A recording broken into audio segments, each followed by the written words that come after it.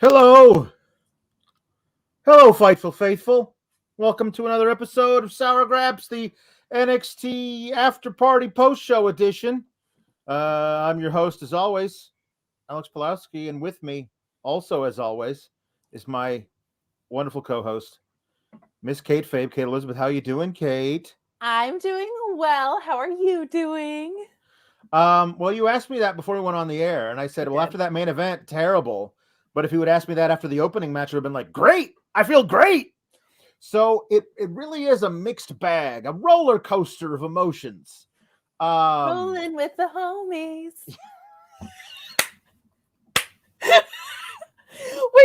We have to bring the fun, Alex. Yeah, we do. We have to. Because they bring it very inconsistently. So we're here to bring the fun. Hey, know what's fun, Alex? What's fun? When people get in their super chats and when they get in their humper chats. Yeah, that is fun. And when they leave thumbs ups on videos and when they subscribe to Fightful Select for just $5 a month. It's pretty great. Hey, did you know on regular Fightful.com, this is the value they're bringing you for free. So you can only imagine what you're getting for $5 a month. Yesterday, do you know the news that Sean broke about Dominic and Rey Mysterio? Tell me. I nearly fell down when I saw this article. So the headline is something to the effect of Dominic Mysterio's father revealed. And when you click the article, Sean broke the news that his dad's Rey Mysterio, it turns out. That's not true.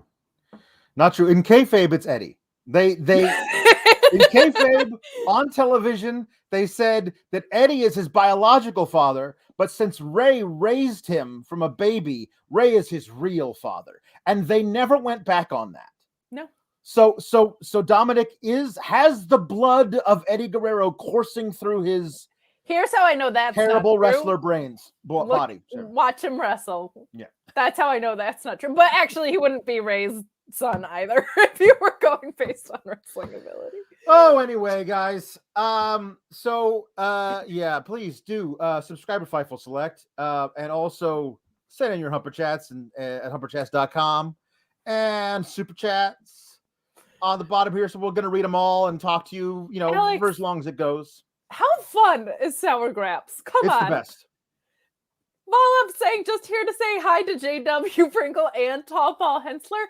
I love this long-term storytelling that we have going on in longer-term storytelling than we get in NXT 2.0. It's so true. So send in fun stuff like that. Yep. Alex, real roller coaster of an app. Yeah. I'm going to save the opening promo thing that they did, the little video package of Mandy Rose. I'm going to save that. Remind me, I'm going to talk about it before the main event, okay? Because there's a theme that's going through that for me. But our actual opening match of the night was great. Like, I'm watching this, and I listen. I'm going to go ahead and throw out a mea culpa. When we were first introduced to the Brothers Creed, I was like, who are these giant walking loaves of white bread? Which, by the way, just to throw this out there, we give people a peek behind the curtain when it's appropriate, right? There's a document that our moderator, Luis, keeps track of all your super chats and humper chats in, and it has a different name every week. Yeah. And this time it just says loaves of white bread at the top of the page. It's true. And that's what we thought about them, but they've come so far along, and Malcolm Bivens is incredible at raising these children. And here's the deal with them is they're getting over strictly on their in-ring work, because I mean, Bill Bivens is helping them, but like it's not like he's already over as a manager. He's great. I believe I've heard them together in total speak 40 words in the 6 months they've been on television. So I don't know what their ceiling is. I can't imagine it's in reality any higher than like the Alpha Academy. It feels like they're an Alpha Academy. Like if you said everybody on NXT has to go to the main roster tomorrow. Where do you put these people? The Creed brothers are just new recruits for the Alpha Academy. Like, they're just fit in great. They'd stand beside Otis and they'd have Gable talk for him. It could be fun. They could wrestle good matches, but they'd lose most of them because that's how they're booked. They would be champions, but I'm convinced that Alpha Academy is going to lose the titles right back to RK Bro the next day, half time they have a title defense. So, like, would they be tag team champions? Sure. Are they going to be like 5, 6, 7, 8-time champs? No. Are they ever going to have like a year-long reign? Nah. But I believe the Creed brothers are special. I believe if they could be trained up in a way that would allow them to develop real personalities that make them different from each other, you could actually write a story that makes sense around them and get them over in that kind of way, that they are really special. The stuff they did to tell the story of all the stuff that happened in the ring tonight against, it should be noticed, the Grizzled Young Vets, yes, who are at this point grizzled old vets. Just grizzled vets. They're grizzled vets, and they helped these kids shine the brightest they possibly could. I really, really love this match, and I think that, you know, the Caucasians of Pain, White AOP. I remembered loaves of white bread. It's been a while since we lumbering sacks of flour. I also christened them at one point. Right. They're so much more than that now. They're really, really good. They have a lot of potential, and I fear that along with most things, they're never going to realize all of that potential in a Vince McMahon regime, which is sad, but for now, I'm just content to that is good. Authors of Plain is very good. Damn it. I'm very upset that I didn't think of that. Sorry. That's very good. Continue. Thank you, LECs, for Authors of Plain. But no more are they the authors of Plain. Now they're the awesome. Now they are the authors of awesome tag team wrestling, and I'm here for that too. I also really liked this match, and I feel like, to your point, it's not fully there yet, but they've come such a far way. So far since we first saw them. Yeah. Especially with ring psychology. And to your point, I think today we started to see a little bit more differential in who they are as individuals, especially toward the finish. I loved Brutus being like, nope, this is my moment. And it wasn't in like a contentious, can they coexist way. It was just like I got this. Like, we saw some more intensity and some life out of them, and I really, really liked it. The story of the match is that Brutus, he was selling his throat. Now, that's a difficult thing to do when you're not in any way a trained actor, because if your windpipe is nearly crushed, you behave differently than if you're about to throw up dinner. And that's a problem if you don't actually have somebody telling you, okay, show me how you're going to sell the damaged windpipe. Okay, that looks bad. Don't do that. Nobody did that to him, and I feel like that's not his fault. He needs somebody there to be like, don't do this, because that's not at all what a damaged windpipe is. What a damaged windpipe is, you can't get air. That's a different thing than like trying to throw something up. But anyway, I appreciate that he was the whole time for the rest of the match. He was like rubbing his throat, trying to figure out what the hell's wrong with his upper chest. Yes. When he called off his brother, Julius, who normally does one of my favorite moves in NXT 2.0, the unnecessary clothesline. Who doesn't love a good unnecessary clothesline? Honestly? When he tagged back in after all that damage, he damaged. He was in there forever. He was the face in peril. He finally tags in his brother Julius. When he has to get back in himself later in the match, and he has a standoff with Zach Gibson, he's rubbing his throat and just growling through his black mouthpiece. And it was like, he was like, I am so pissed at you for nearly killing me. I'm going to murder you. And that energy followed him through the rest of the match. That was really great. So when he calls off Julius and says, no, he's mine, he was also rubbing the throat to like let you know, I'm pissed at this guy. He tried to end my life by crushing my larynx. I want to kill him. And that felt like it was that. The announcer said, well, that was very smart of Brutus. If Julius had hit the unnecessary clothesline, they would have been disqualified. No, they wouldn't have. You never would have done that. Stop it. That was actually good storytelling between the two brothers. And Julius says, you're right. You deserve to put this dude out. And I thought that was a really great touch. I thought all of this was really, really excellent. I love GYV. I do. I think that they probably deserved to have their moment in the sun in NXT stateside during the 1.5 days. Yeah. Losing 2 years in a row in the finals of the Dusty Cup really sucks for them.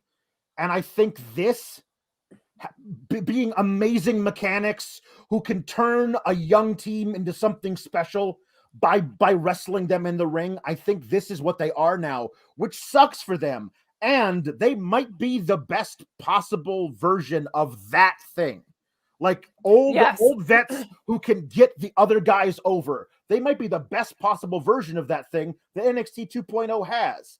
And that's too bad for them. And yet they saw that that's what they do now. And they said, well, this isn't our time. Let's make it their time. And that's as professional as anything you could possibly do in professional wrestling. And I thought that was great. So this is what I felt like developmental was supposed to be, Alex. We were supposed to see these teams who had potential and individual wrestlers, of course, grow along this path where this as developmental is actually very exciting. Like, I would watch a show where we saw people go from Caucasians of Fame to a team like this. Like, this is really great to see because I find the progress so interesting and so encouraging and exciting for the future that is really, really refreshing. And I can set aside the fact that this is high school for moments like this. Like, this is really, really great. I wish we were getting more of this. They're clearly just putting the work in. Like, it's to me, the biggest thing, because you knew that they were going to be good in the ring. You saw how good they were.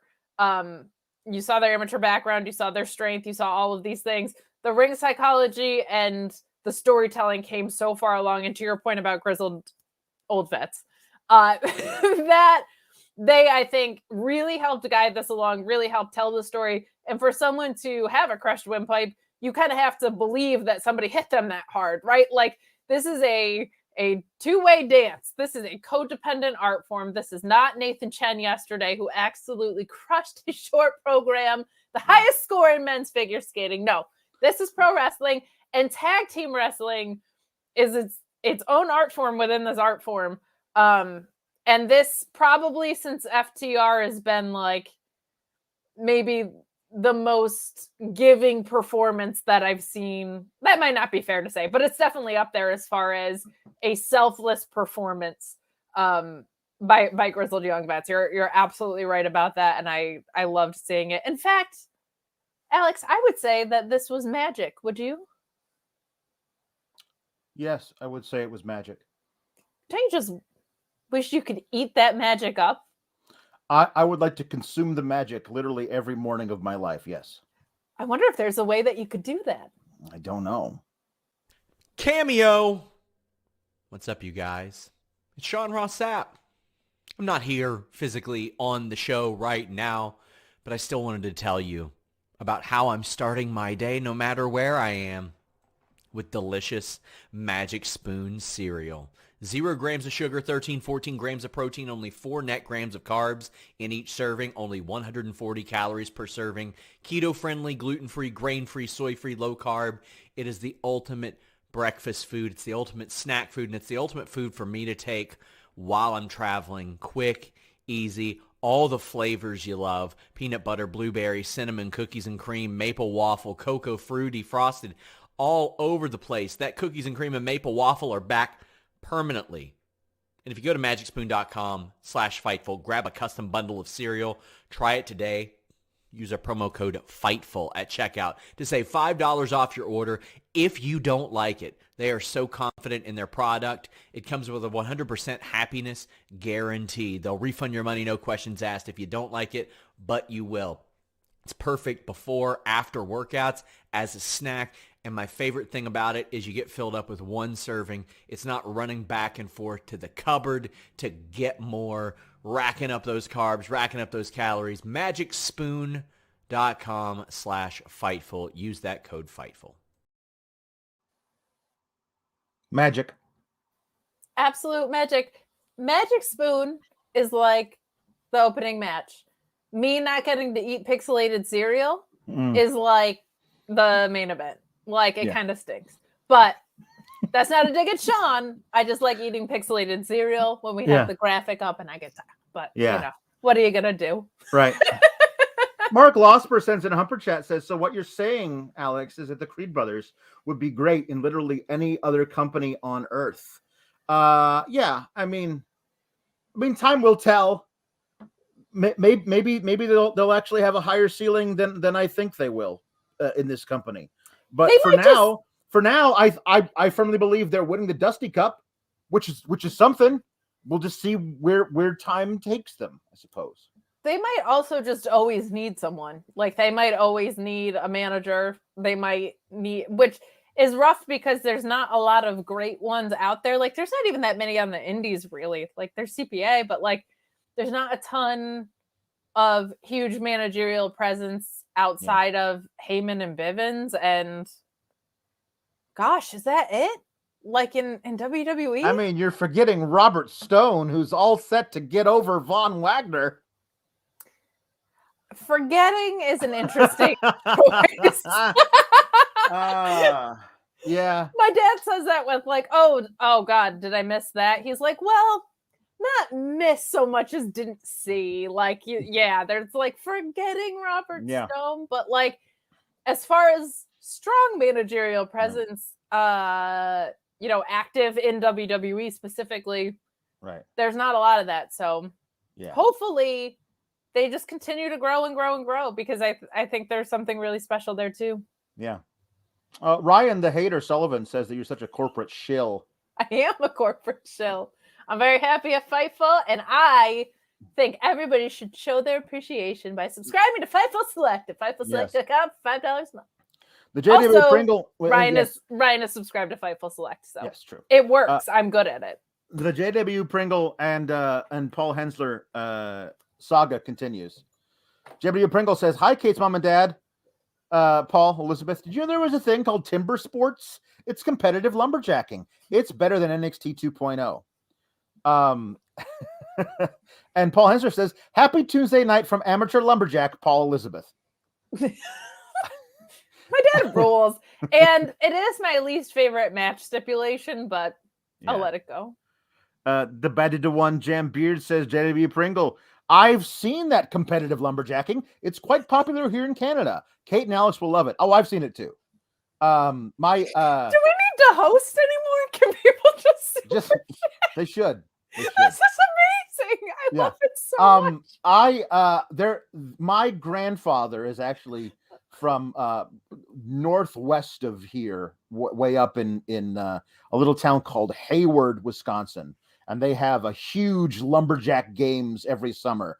And I keep saying one summer we're going to take like the 5-hour trek up there to like go find where the old family farm used to be. And then also go and see like actual lumberjacks where they like stand on the logs in the middle of the lake and then like roll them with their feet and stuff. And the guy who falls off the last wins. That stuff. Wait, do you know what this was the best match of the show? So I'm more interested in lumberjacking right now. What are the other events? Oh, well, there's one where like you have to like shimmy, like you have like a belt around that's attached to your waist. That's where belts usually are. But like it's like a rope thing, and you kind of like shimmy up a tree using the belt to help pull you up as fast as you can. And then once you're there, you kind of lean back into the belt and then chop the top of a tree off. And then slide back down as fast as you can. And there's we have a huge long tree, that's laid out, and then two guys with those long, like two guys saws, and they'll saw it as fast as they can. And they're like that little one I've seen. discs. Okay, yeah, that Like, one's wild. It's kind of fun. Like, it's one of those things that, hey, last night on the regular late night Sour Grab show, we were talking about how they asked, a question came up, hey, were you ever a stoner? And I said, yes. For 9 months, my sophomore year of college, I lived with two giant stoners, which meant I was a stoner. And one thing that we would do is just find out whatever the hell was on ESPN2 at 4 a.m. And sometimes it was competitive lumberjacking. That's all incredible information, to be honest. Yeah. Also, Allie sees on fire. I was going to make this joke anyway, but is that lumberjacket time? I was gonna say it, but she beat me to it. That's but good. That if honestly, here's the deal. I would rather watch that than a lumberjack match. Everything you just said. Right, lumberjacket time, to me would be even like if for whatever reason, for like a few weeks, jacket time decided to be lumberjacket time, and they wore like big obnoxious fake beards and like little and flannel. And jeans and big old boots, and they walked around with like big rubber axes. That'd be funny. Which one of your husbands was the lumberjack? Oh, lumberjack. He was a woodworker. Let's be honest, but like he was number 4. He had a little wood shop in back of the house. He would go back there. He'd like play with the little saws and hammers and whatnot. It was a hobby. Like, this is not as bad as number 3, who had the model trains like built over the entire basement. Okay, so like let's thank heaven for small miracles. One of them wanted to build me a chair. That was nice. The other one had trains all over the goddamn place. So my dad, this is a shoot, has trains set up in the basement, and they're awesome. So, but he's retired, so he's supposed to. Yeah, it's better. They're actually the trains from his childhood. It's pretty cool. Yeah, it's wild. Valab says competitive lumberjacking is cool, but it's no underwater basket weaving or even extreme underwater basket weaving. What is happening? I'm learning so much.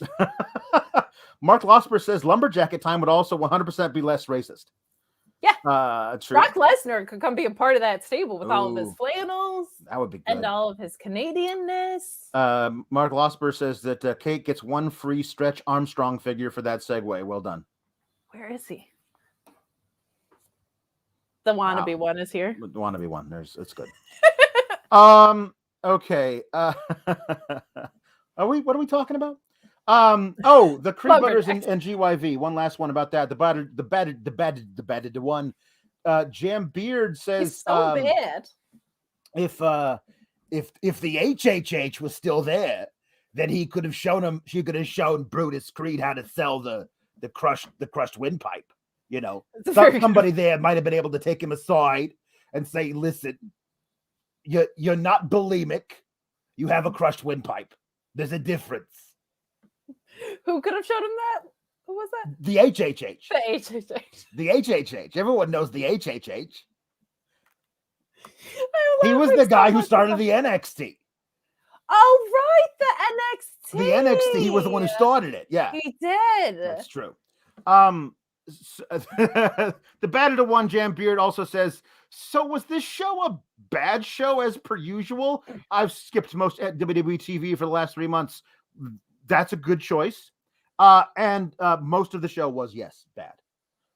Yes. A little up and down, though. There were some things that I liked today. Most of the show was bad.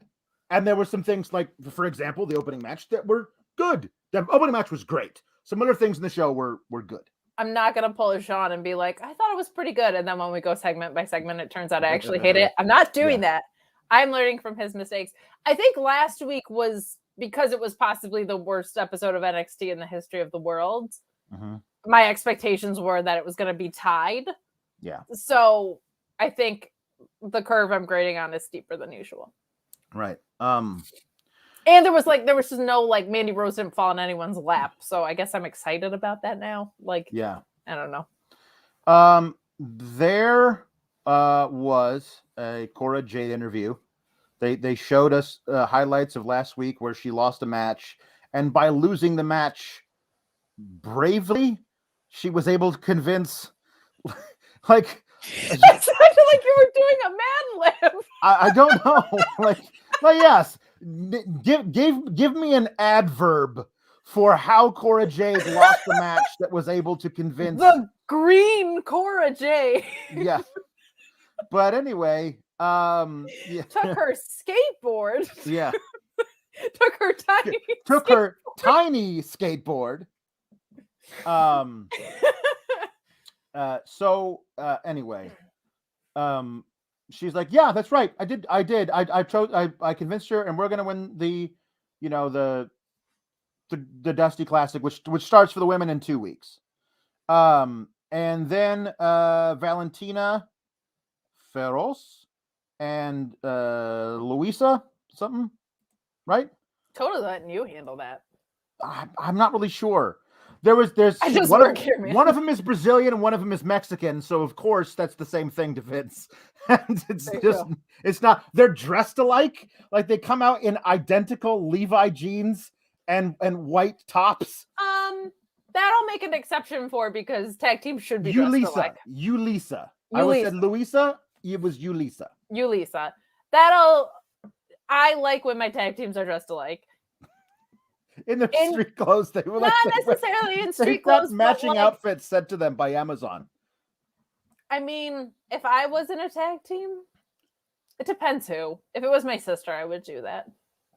True. But anyway, they come and they say lots of things to her, mostly in Spanish, as far as I could tell.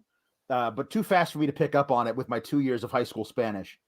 And then Raquel comes up and she talks back to them in Spanish. And I also did not pick up on that. Well, I think that was the point though, because they eventually leave and Raquel says, only I'm allowed to call her that. And she walks away. And then Cora's like, wait a minute, what do they call me? And I thought that was actually kind of cute and funny.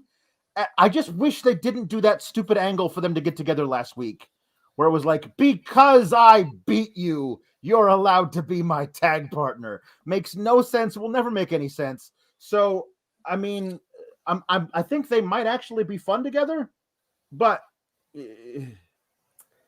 I liked this. I find it refreshing when they let people speak in their first language, because I feel like usually they feel comfortable enough to get the message across, even if I don't understand the words. Like it's just better.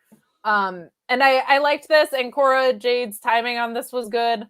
Raquel's shirt was confusing, but other than that, I thought this was a good segment. The angle last week, I just wish they executed it better. I don't mind the you lost, but you proved yourself to me thing. It was the out of nowhereness and the fact that it happened immediately after the match. Like they just botched the execution of it, but I don't mind the story of that. So I am okay with it. It could have been a lot better, but it could also be a lot worse, which we've seen a lot worse on this exact television program. Yeah, Jeffrey Burns says ad-lib booking. I think he means Mad Lib booking.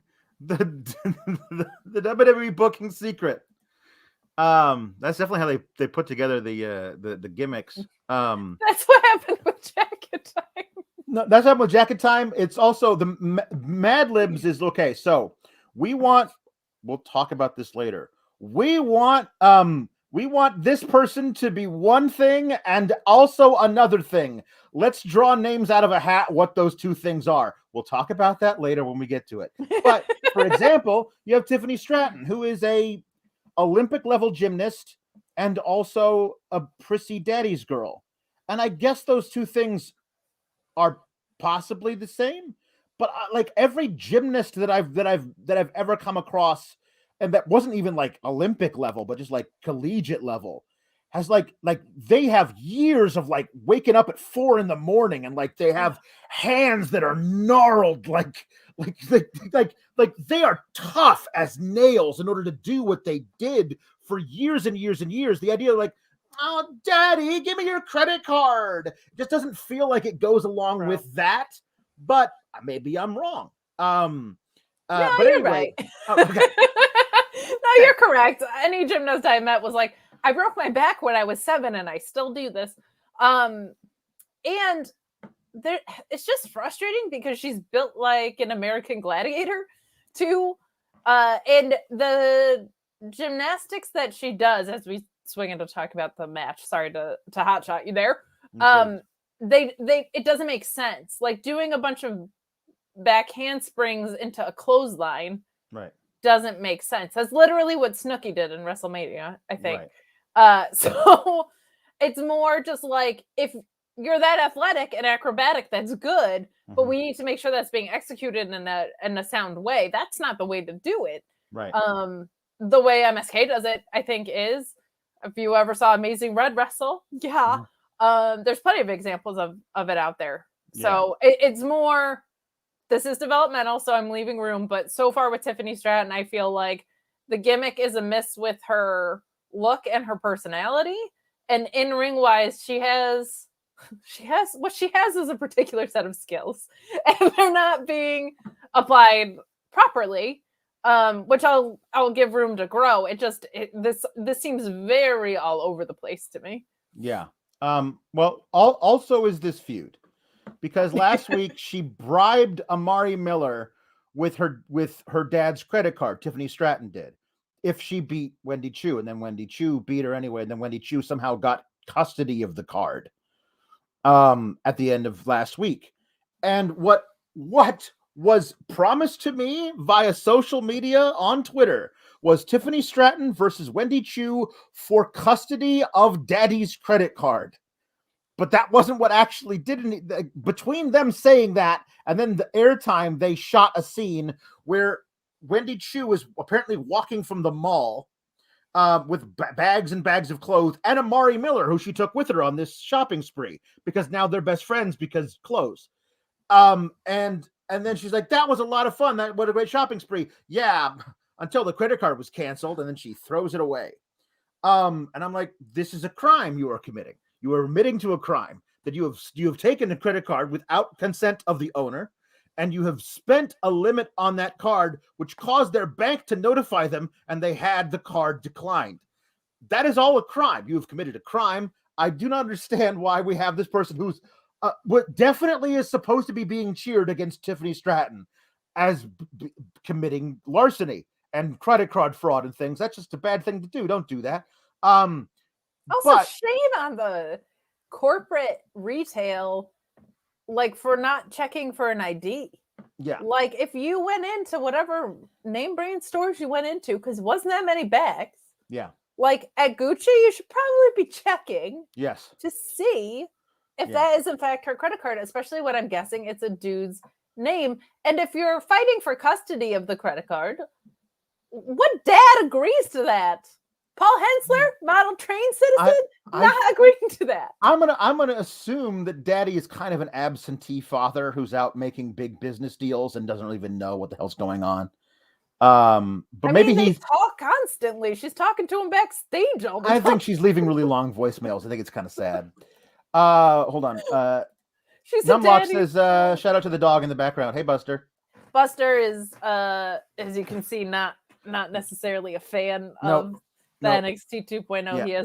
He has shunned it. He has turned his back on it. Yes. So anyway, we have a match between Tiffany Stratton and confessed criminal Wendy Chu, in which Wendy Chu has control for a major part of the match. And then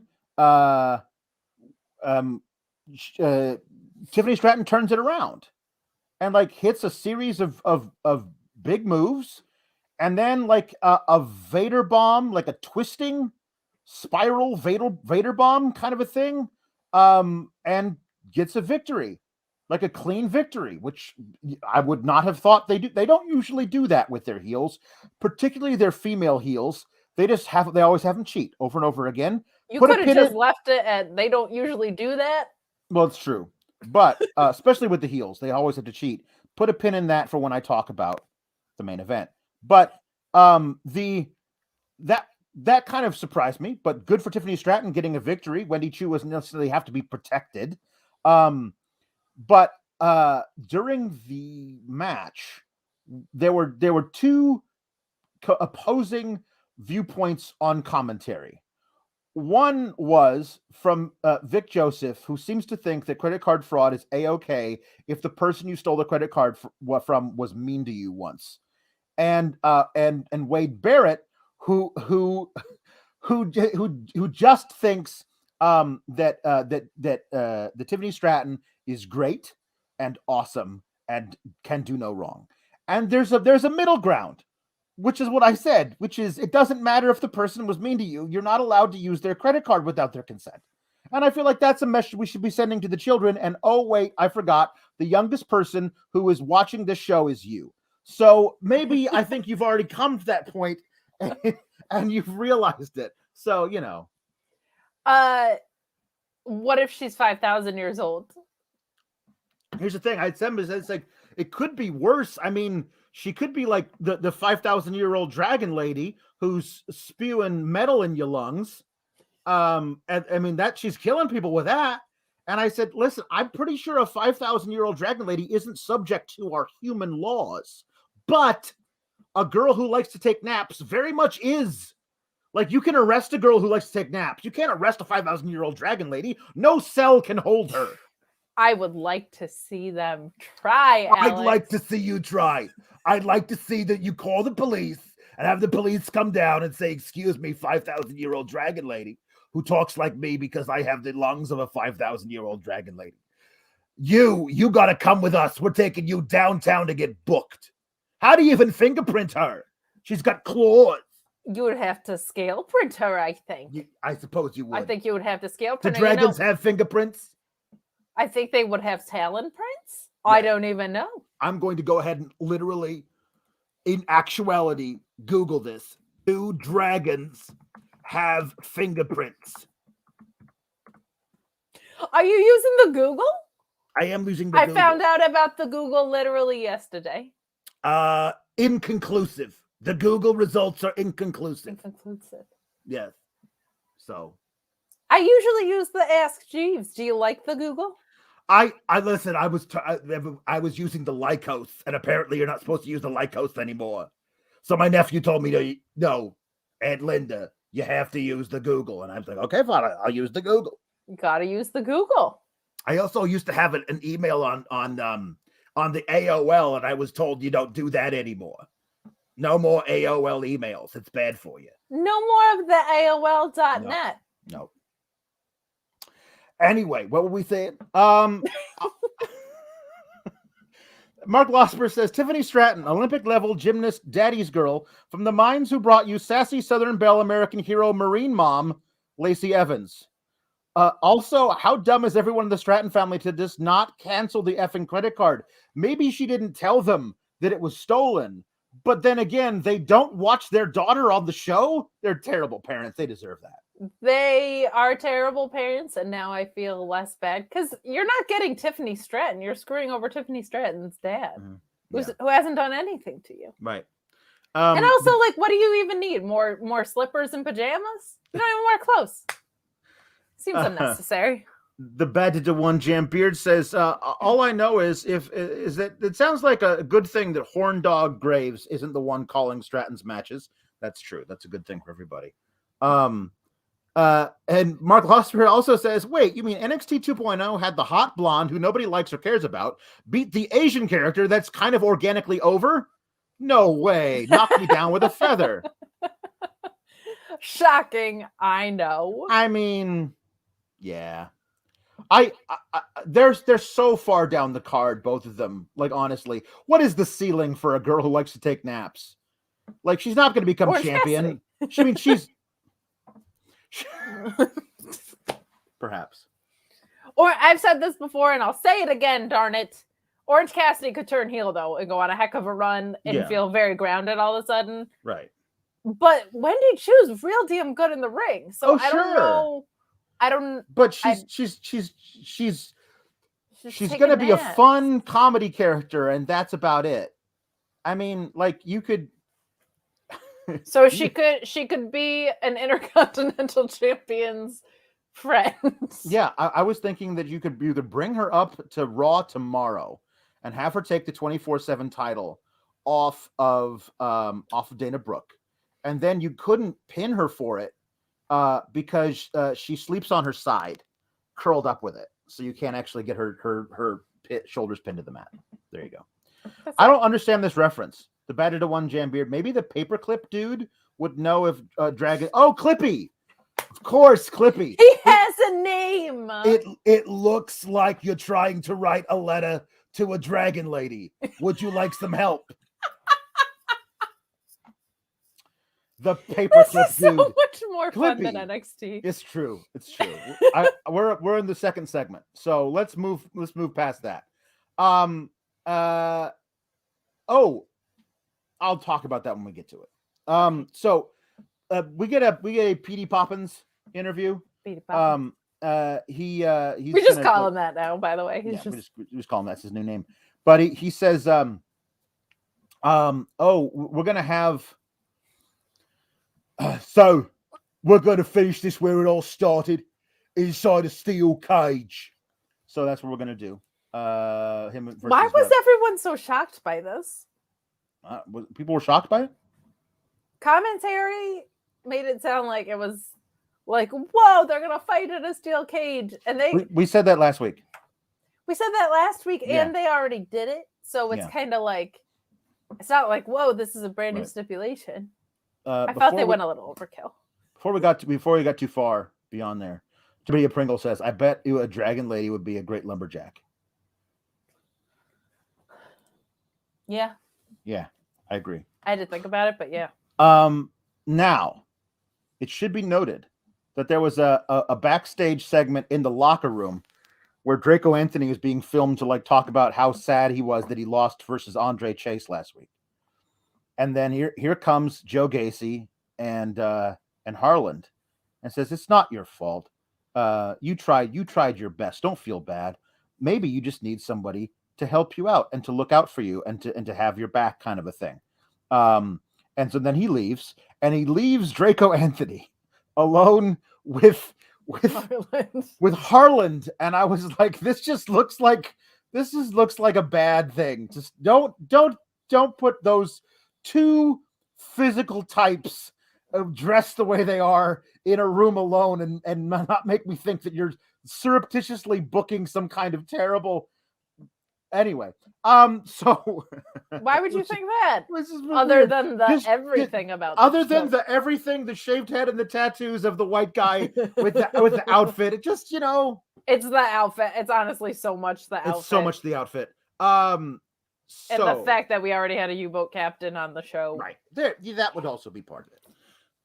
But anyway, Draco Anthony comes up to Peter Dune and says, "Hey, I know that some people don't that Tony D doesn't respect you, but I do, and I'm looking forward to our match."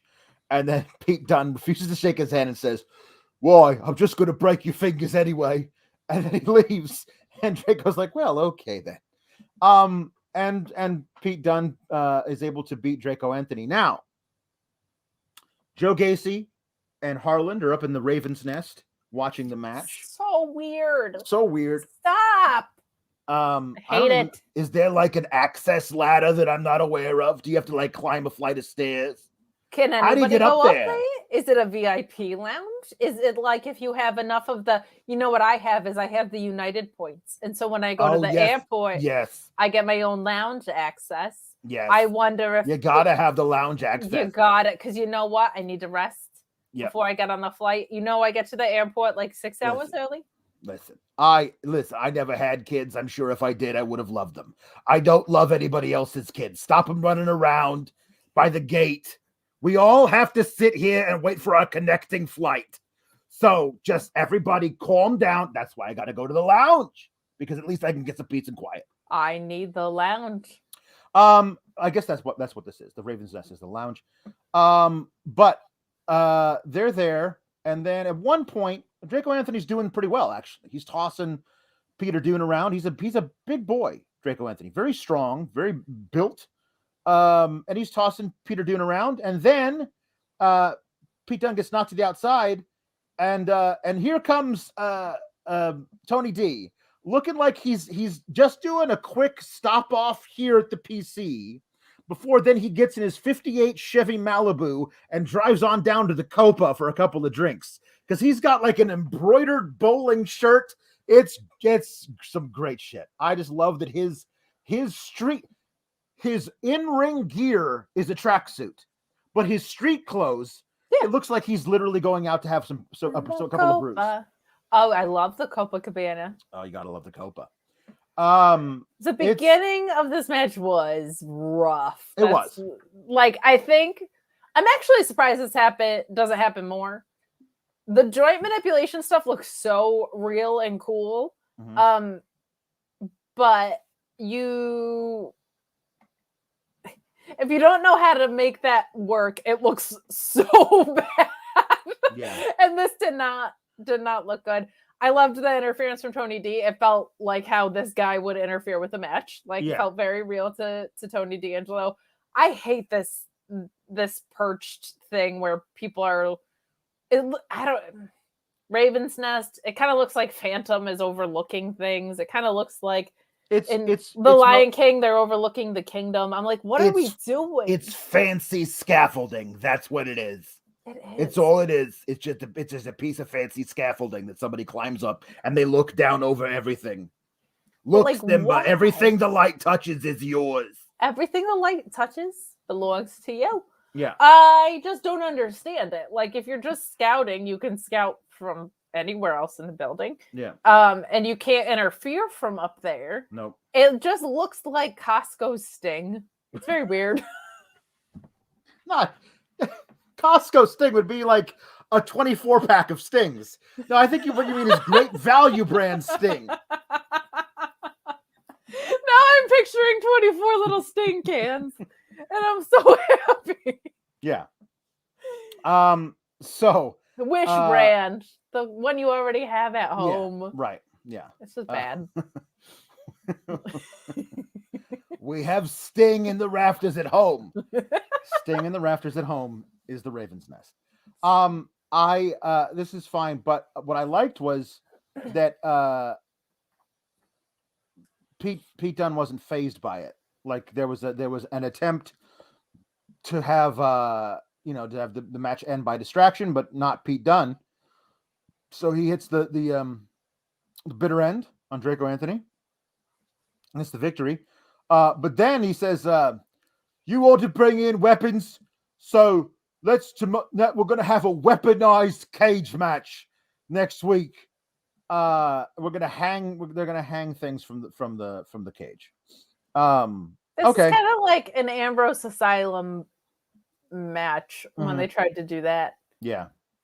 I don't know. A Full Metal Mayhem match. I feel medium about it. Mark Losper says that Harlan tweeted a photo of him throwing the Brian Kendrick down the stairs after his ridiculous BS last week. So he might be nails in the ring, but he gets a pass this week. That's true. His Twitter game is very strong. So yeah, I mean, Pete Dunne versus Tony D in a cage match using weapons, I think could be fun. I mean, yeah, I mean, so I don't know how long we're supposed to believe Pete Dunne is hanging out in NXT. He's getting passed over for NXT title shots by Dolph freaking Ziggler, which we'll get to. So at this point, just like either let him go or move him to the main roster and see what you got up there, which I mean probably isn't much, but considering how they book people, though, like him versus Gable would be awesome. Like there's things I can think of there. It would be awesome. I feel like we're probably not going to get that though. Oh, of course, but like that's going to be. Yeah. This whole system is to develop people to go to a bad product, so we just have to do what we can. But I have a question for you. Yes. A friend of mine and I were discussing, because we have no idea how tall Pete Dunne is. Like, his gear makes me feel like he could be 5'3" or 6 foot. I don't know what it was. He's definitely not 6 foot.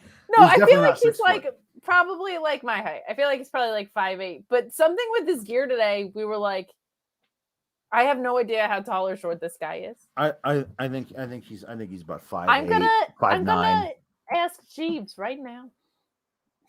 Well, like his listed height might be something very different. His listed height is 5'10", so he's probably 5'8". 5'8". Yeah. Listed height 5'10". He's 5'8". He's like, 5'8". We're eye to eye, me and him. You can't just make demands of Linda and Sheila that we're definitely gonna do. You can't just suggest things and expect us to do things that we're definitely gonna do, because that's great. Yeah, it's true.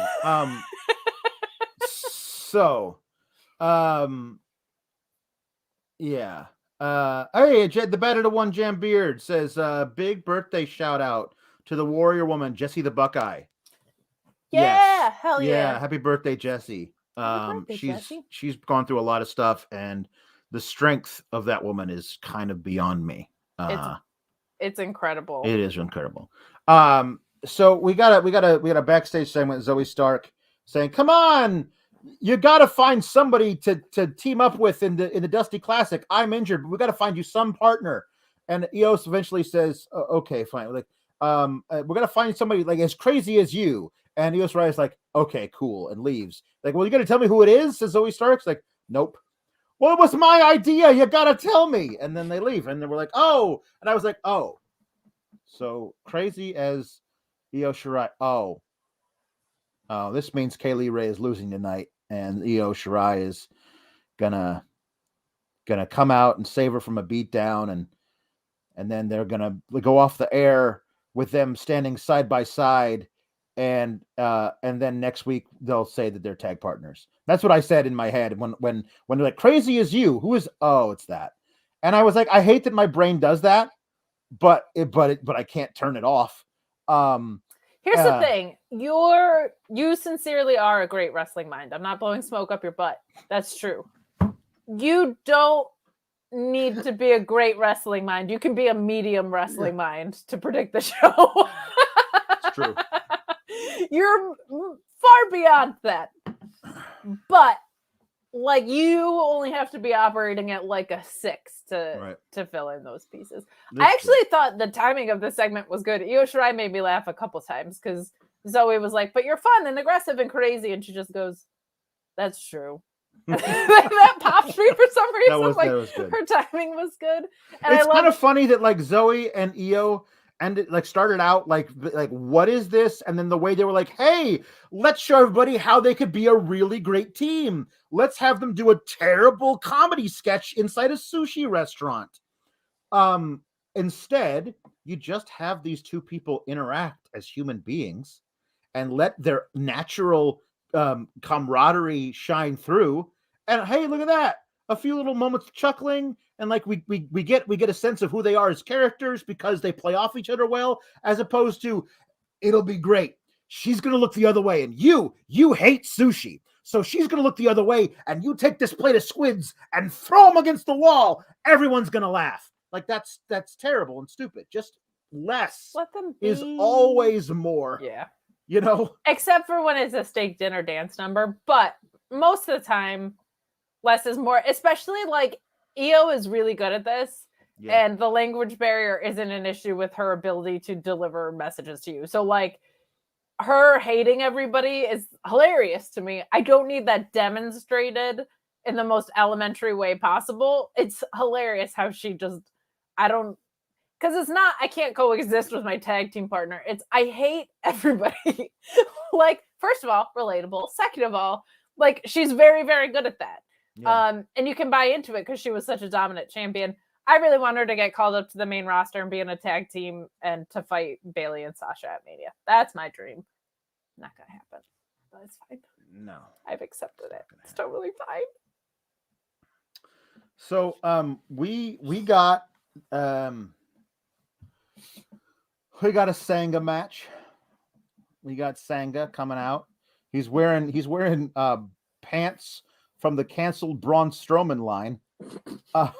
Like they were these weird, clunky, cargo pant things with like strips of camo on them, but the pants themselves were black. He's got big old. He honestly looked like Baby like Braun. Indian Braun, which is like it was I guess why not? I mean, you're not using that gimmick right now, but Yeah, let's have him tag with a child soon. That'll be great. Maybe we can dig up the SNL co-anchors, and he can have a WrestleMania moment.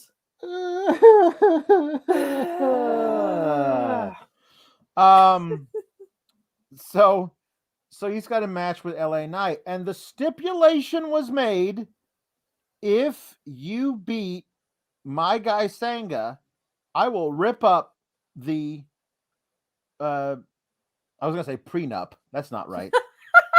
Restraining order. Restraining order. Thank you. That would be a very different angle. I would love it if it turned out they were married this whole time. They got married at Halloween Havoc. They put it all behind them.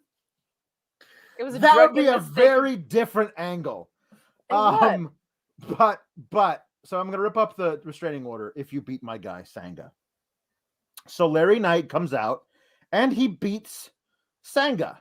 Like, there's more to it than that, but like the less said, the better about Sanga, because he went to the Vince Big Man school of selling, which is just I don't want to fall over, but I don't also want to stand still, so I'm just going to vaguely wave my arms around as I wobble like a weeble that won't fall down. That was an excellent Sanga impression. The selling was so bad. There was a spot outside the ring where it looked like he was on slow-mo. It was terrible. There was a drop kick that he just didn't sell at all. And not like in a deliberately no-sold way. Like LA Knight, who's not a tiny guy. No, he's not a tiny guy at all. Hits him with a drop kick. Right. And he just stands there. Yeah. Like, buddy, you gotta react at all. Yeah. It wasn't like when Kingston gets chopped and he's like, didn't even feel it, motherfuckers. Like, this was just this was not good. But yeah, restraining orders, because you can steal people's credit cards and kidnap people. But also, why would LA Knight want a restraining order lifted? Like, doesn't he just want this guy to go away at this point? No, he wants to beat him up. He's got to beat him up. He deserves to be beaten up. That's the logic of the righteous baby face. The heel's got to get his comeuppance. That's fair. But what LA Knight should do is go to the authority, which doesn't actually exist anymore in NXT, and say, I want to be booked in a match literally every week. And therefore, if I'm in the building every week because I've been booked in a match every week, then Grayson Waller can't come within 500 feet of the building. That would be great for all of us. I on behalf of everyone else, I will work every week so that Grayson Waller is effectively banned from television. That's what he should do, but instead he wants the restraining order lifted so he can beat him up. Because Grayson Waller was the one that served the papers, I would simply just beat him up anyway. Because what are the authorities going to do? Nothing. They didn't give him the papers. He could be like, "Oh, I never got him." The idea because Grayson Waller pulled the turnbuckle pad off, which of course ended up screwing over Sanga and not Larry Knight. Afterwards, he beats up Grayson Waller a little bit, right? Then later we see a segment where he's walking away down, into the parking lot, and they catch up with Grayson Waller and says, "Grayson Waller, are you what's going to happen? Are you going to have that match with LA Knight next week?" He's like, "What are you talking about? No, mate. I'm going to make sure he gets arrested next week live on television because he hit me. He's not allowed to hit me." Because I guess he hadn't ripped up the restraining order yet, so it was still in effect. Alex, but you were standing at ringside. Talking about? Like, what are we doing? And the idea that they would come to arrest LA Knight for punching you in the face, and they're gonna let Wendy Chu get off scot-free for thousands and thousands of dollars in credit card fraud. They kidnap people in the parking lot. In regard to Sanga selling, by the way, the Bed One Jam Beard says, "Alex, are you saying he put his hands in the air and waved them around like he just didn't care?" Yeah. Yes. Also, this handle, I kind of want a bad break occur, tag a good team, mama. Yeah. That kind of sounded like I was an announcer at a live baseball game. Pinch hitting, 4. That's good. So Mark Losper says, so we've gone from the blonde who's not over, bidding the organically over minority, to a giant stiff who can't work in a Vince McMahon promotion. I'm getting crushed under the weight of feathers here. I'm getting crushed under the weight of feathers here. Oh my Look goodness. at all the feathers that just fell from the ceiling, and I've been buried in feathers. Which is funny because you wear the boas when we go out for girls' night. Oh, You don't love you to get give away dressed my up with the secrets. boas. Don't you give away my secrets. I also just want to call out once again our amazing moderator Luis, who the category name for this was Sanga came before beer. It's true. Sanga versus LA. It's true. Oh man, you know what? What's that? If you're having trouble arriving, if you're having trouble coming, Yeah. if you need a little help, Mm-hmm. I think Sean Ross Sapp has something to share with all of us that can assist you. Your penis is soft. Let me help. Not like that. BlueChew.com. Code Fightful. Blue Chew brings you the first chewable with the same active ingredients as Viagra and Cialis, but it's ready when you are, or when you're not. It's not about having a problem. It's about having that performance, that excellent performance, that confidence. Fill out their online questionnaire. You work with an online physician. You won't have to wait in line at the pharmacy or the doctor's office. It's shipped discreetly and directly to you, and you get that first shipment free when you use that code FIGHTFUL at checkout. You want to be confident, don't you? You want that pay-per-view, that main event performance. Don't let yourself or somebody else down. Use BlueChew.com and the code FIGHTFUL.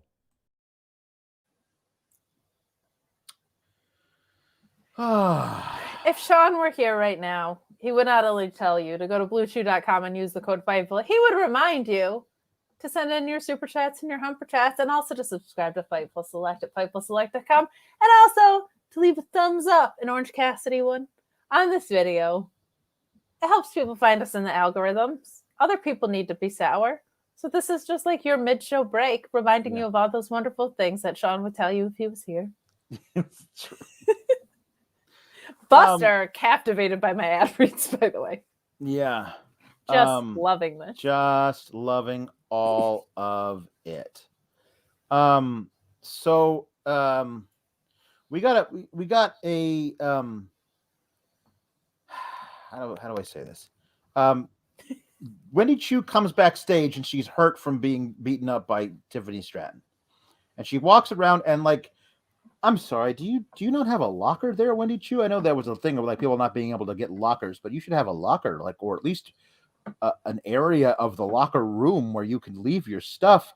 She's just walking around backstage and out in the open. She has left all of her bags of clothes that she bought today, and Dakota Kai is like sifting through them, and she says, no matter how many outfits you bought yourself, you won't be happy. It's just a weird thing to say. And then she leaves, which was odd. And then we get Sarray versus Dakota Kai. They put out some, I don't know, there's a new graphic thing that shows, that has the NXT logo, and then it has the top people on the brand. And it's got Breaker and Carmelo and Mandy Rose and like two others who are inarguably at the top of the brand, and also Sarray is there in her full on like hero girl attire that she wrestles in. And I was like, oh shit! So we're pushing her to the moon now. Okay, cool. We're pushing her where? To the moon. But okay, I did not have that. Hey, Alex, you know what's a great way to let you know who's good and who's bad in promotions? What's that? Wins and losses! Yeah, no. You don't need a ranking system. Just No. have some wins and losses. So they apparently filmed her once walking backstage toward Gorilla in her full schoolgirl attire. And she looks down at her little terrible like Claire's reject necklace was her grandma's. And she looks at it, she puts it down, and she walks into blinding white light. They filmed that once, and they're going to use it every time she enters for a match. And I'm like, couldn't you have filmed it 4 times and then just picked one at random to use? So it's not the same exact her walking toward the camera, looking at the thing, putting it down, looking this way and walking that way every single time. Because it immediately looks like crap. Just don't do that. No, it's terrible. It's spoon-fed like Magic Spoon. JW Pringle asking, what Magic Spoon box did she get that brooch from? Yeah.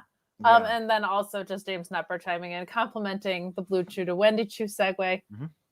We're professionals here, okay? Yeah. Oh, absolutely. I broached this with my friend who is more into anime than I am because I really don't follow that world, but it's my understanding that this is basically Sailor Moon. Yeah. And I was like, told her that the presentation made me very uncomfortable. Mm-hmm. And I was like, is that true to anime? And she made a really great point that yes, it is. And that doesn't make it any better. Like that is something that people are advocating for in the anime circles to also change because it doesn't add anything to the story and is a weird kind of like fetishizing thing. So I just wanted to bring that up because she knows a lot more about it than me. And also I thought that was a very logical thought of like, yes, it's true. Doesn't mean it should be in the presentation. I think the transformation idea is cool. It's better than face paint appearing, in my opinion. Yeah. Like I like the idea that the transformation just happens before you go out there and then you're this person the entire match. There doesn't need to be like any weird lights out nonsense, any of that. Like I love that idea. But the production around it needs to be cleaned up. Right. Mark Loss was supposed to be Sailor Moon. I like that. Sailor Moon is good. Sarray is fighting evil by moonlight, winning love by daylight, never running from a real fight. She is the one named Sailor Moon. That, because I don't follow Sailor Moon, just makes me think of the It's Always Sunny episode with the day man and the night man. It's true. It also makes me think of, because I also don't follow Sailor Moon, but it makes me feel like it makes me remember the classic South Park episode "Good Times with Weapons," where the kids all become anime characters. It's incredible. Cartman was my favorite. Yes, of course. But she won, and good for her. I really like Sarray. I feel like the it's difficult because I don't know. It's just a weird thing that very young girls are sexualized in Japan because, you know, the age of consent is 13 there. So everything's fair game, but it just feels weird with the whole schoolgirl uniform thing. Just feels weird. She could be anything else. She could be a regular human adult 25-year-old looking person who then transforms into a superhero. You could do that and it wouldn't be as weird for me. Anyway. Are you saying she'd be almost a superhero? She would almost. I will say, this match was very good though. Like I think in ring wise, I think they worked very well together. Yeah. And Dakota just tends to stand out as one of the most psychologically sound wrestlers, male or female. Every match I find something very smart that she does, and having it combined with this kind of she's losing it gimmick is fun because it's almost like she's a little bit more in the ring and evil genius than she is just pure crazy. So, but in general, it's not only just the way that they rebooted this character, it's that they didn't need to. Like what she did before was fine, and this is This is over and over again. We saw it. Damian Priest did not need a reboot. He was over like Rover. She was basically this character in the ring before. There was no Just need. authentic. There was no reason to give her a not so secret identity. Like, it's like, like the idea, like, we got this guy who wrestles like Superman. We need to make sure he's Clark Kent whenever he's not in the ring. It's a dumb thing to do. Just have him be Superman. I don't know. That's weird. A very public identity is just a funny idea. By day, I'm exactly who you think I am, and by night, I'm exactly who I told you I am. My idea that they should just film more takes before they have, so it doesn't look like it's the exact same thing every time she comes out. Well, Crazy Chris 576 says, well, it would take more budget cuts or releases to film more takes because they only made $1 billion last year, so they don't have the money to film more takes. That's true. I guess they could release Ali to free up that budget. Yeah, that's true. I will say one thing that they do not lack in WWE is camera cuts. So I think they could probably figure it out. Figure out a way to do that. Boy, oh boy, do they have a lot of camera cuts over there at WWE. Luis says the age of consent in Japan is what? And I would say Google it. It absolutely is, because the penal code was established in 1907 and the law hasn't been changed since 1907. I feel like it's time to change the law. That's just me personally, speaking as somebody who isn't Japanese or from there, never been there. Just feels like, just hypothetically, it might be time to change the law. Like lifespans have changed in the set. Alex fought the law and it ended in a distraction finish. So later we saw Dakota Kai walking backstage and she's hurt from her match with Sarray. Sarray, by the way, has the best looking Saito suplex ever. She just so great directly on their head. That's like a thing in Japan. If you don't watch a lot of Japanese wrestling, like they have no regard for their necks or their heads. No. It's just like I would like to have terrible cervical problems for the rest of my life. Thank you very much. It's bananas. So Dakota Kai is walking around backstage hurt, and Wendy Chu says, "Yeah, not so easy, is it? Because you lost and so did I." And was like, "Are we gonna get a Dakota Kai and Wendy Chu odd couple pairing for the women's Dusty Classic? Is that what's this building to?" I actually don't hate that idea. I actually don't hate that either. Because they both can go, and they're both kind of wackadoos in their own ways. Both kind of wackadoos. They're both kind of wackadoos. Here, speaking of wackadoo, Kate, we got I love that they called it this, a championship summit. Like they're meeting at Camp David to solve Middle East peace. Like a championship summit between Santos Escobar, who looks resplendent in his white suit. Oh, he looks so great. With the two guys behind him, and you could tell like Mendoza is the straight shot guy who's got a full suit and tie and then Joaquin Wilde is the wild card, pun intended, with his open throat suit and his like shiny black suit. Like they've given each of these guys in this weird little crime syndicate their own identity just by what they're wearing. And then of course we have what the hell's her name? Elektra Lopez. She's standing back there looking very, very, regal and everything. It's a really cool thing. I keep looking at these guys and go like, these guys are wasted here. Like just go to SmackDown and take over the mid card. Like put the damn IC title on him. Let him actually defend it, or make people have to go through his guys to get a title shot. Yeah, but they don't play guitar. How are you supposed to have the IC title if nobody? We don't know. Maybe Vince would have them go up there and they could form a mariachi band, because it would be very culturally sensitive for him to do that. Don't give them ideas. Yeah, he would 100% do that. He would. Them versus the Bloodline would be great, but you can't waste Goldberg. No, you can't. That's my sarcastic look. My parents who watch this know it well. Yeah. Sorry. Luis says, Alex, no, don't give those bastards any ideas. Ding, ding, ding. Joel Pearl does it all the time too. That so I really like that, like Bron Breakker is out there going like, listen, I respect you. I already said that, but next week I'm gonna beat you, and I'm gonna stay the champion. Now we all know how these contract signings go. How about we flip over this table and get to brawling right now? And I was like, I just love this kid. I just love how he's like, no, I've watched wrestling before. I know how this goes. I'm not like a veteran or anything, but I know what the hell this is. Let's flip over the table and start fighting. Might I call you back to a CM Punk segment where he was talking to Johnny Ace and said, good God, even your contract signings are boring, and then called for a Pier 6 brawl.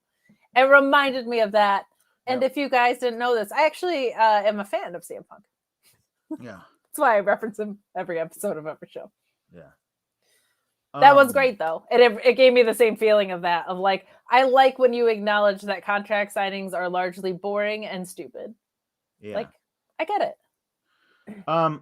So he's also a Steiner. I don't know if anybody's mentioned that.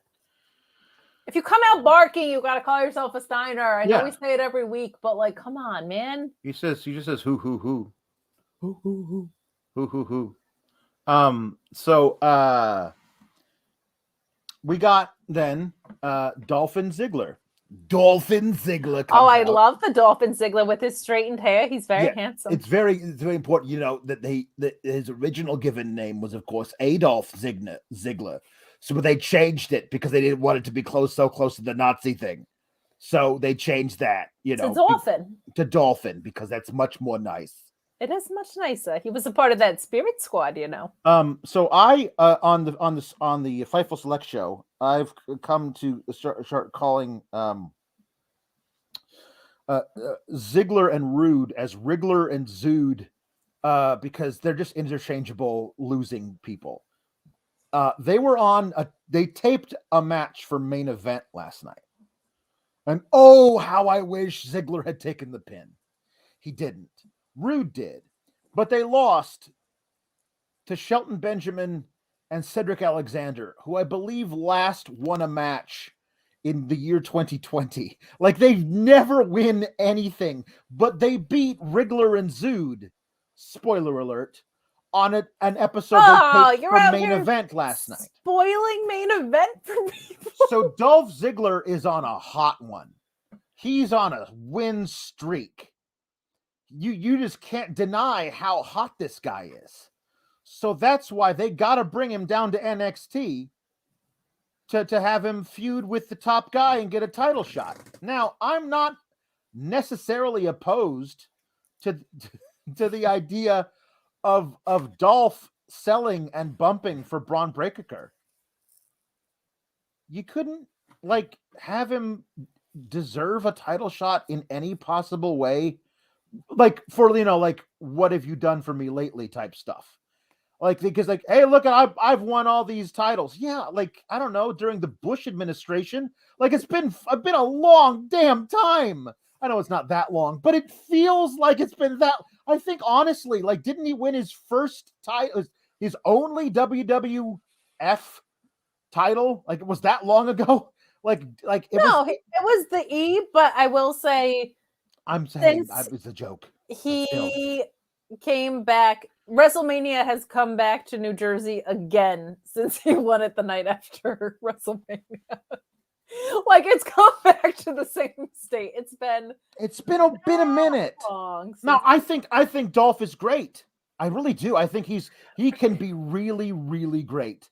The last great feud or match or anything I remember him having where there was a shot that he might win it was in 2016 when he had that excellent Intercontinental Championship feud with The Miz.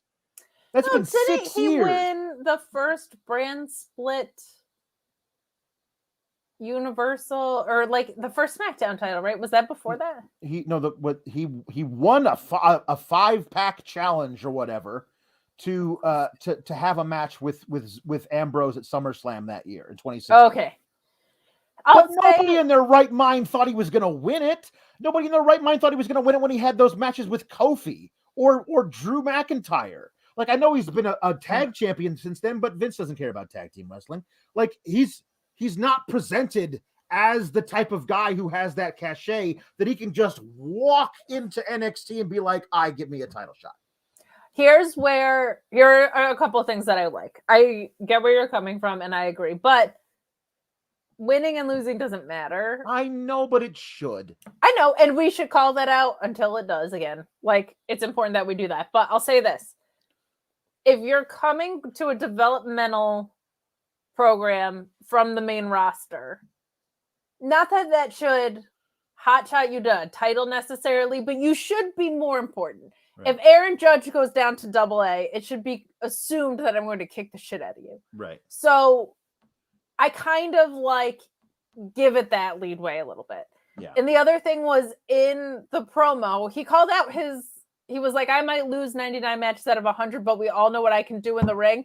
I actually fucking loved that because all of that is true. He loses constantly, and I'm a Ziggler mark, so I'm like biased here, but like he's incredible in the ring, and I think it's really smart to have him do this because I think he's a very much like AJ Styles, even though I didn't love that they did it. He's another caliber wrestler where putting him with people to see what they can do is a very smart thing. It's a good measuring stick about where someone is in their in-ring ability right away. And I think Breaker's already proven himself a lot, but I think Ziggler's going to sell like Shawn Michaels for him.